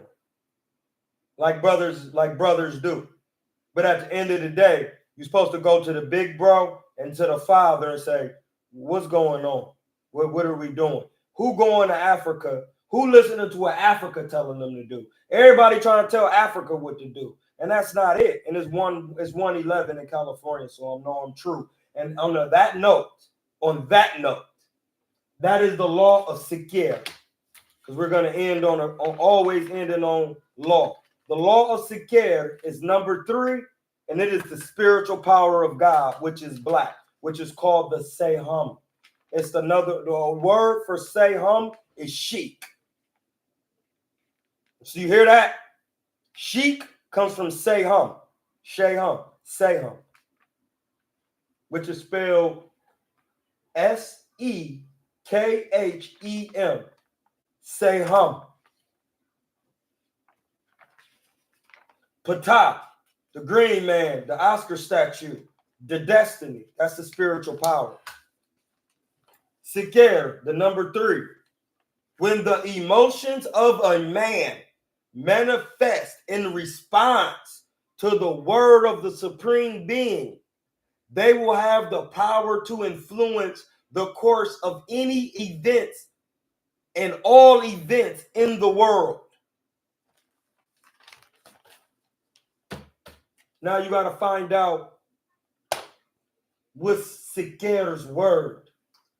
Sikir has a word. He has his own word. Osiris has a word. Tehuti or Thoth has a word. Heruhuti has a word. Ma'at has a word. Heru has a word. Heteru has a word. Isis, Auset has a word. Sebek, the reptilian brain, Sebek Ra. Because everybody got an art complex in their brain where the hippocampus and the pineal gland sits. That has a word.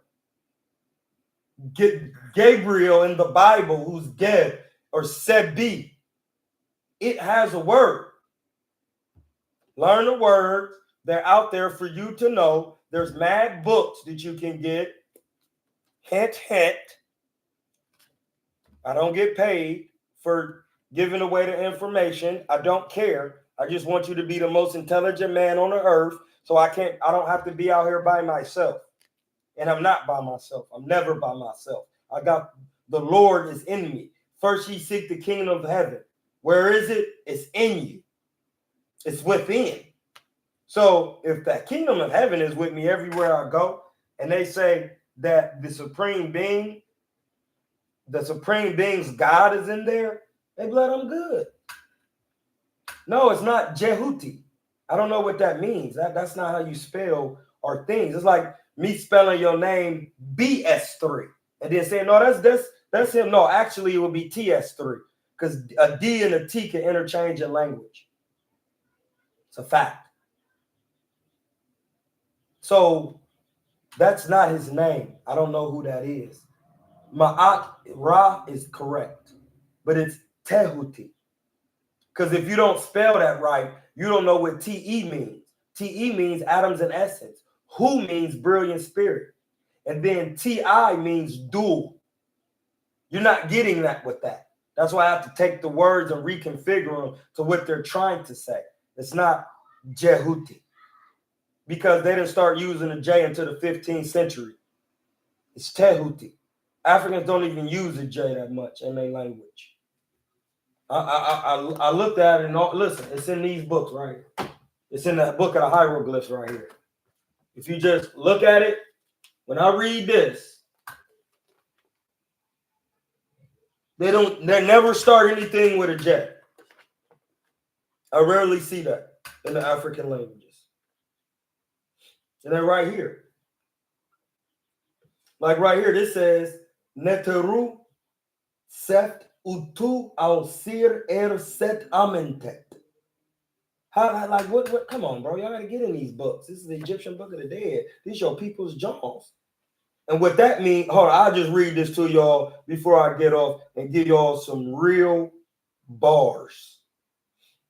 It says, Putra eref su. When then is it? Amentet pu. Amentet it is. Amentet is the hidden consciousness of the atoms and essence. Remember, Te means atoms and essence. So then Amen is the hidden consciousness of the Neb Er to air. So, and it says, well, basically they're saying it's the hidden consciousness of atom essence. It is. And then he says, Ari intu er bayu. And ba means souls. Bayu means souls. So he's saying, basically saying, so is Amentet just doing this? Amen, the hidden consciousness of the Lord?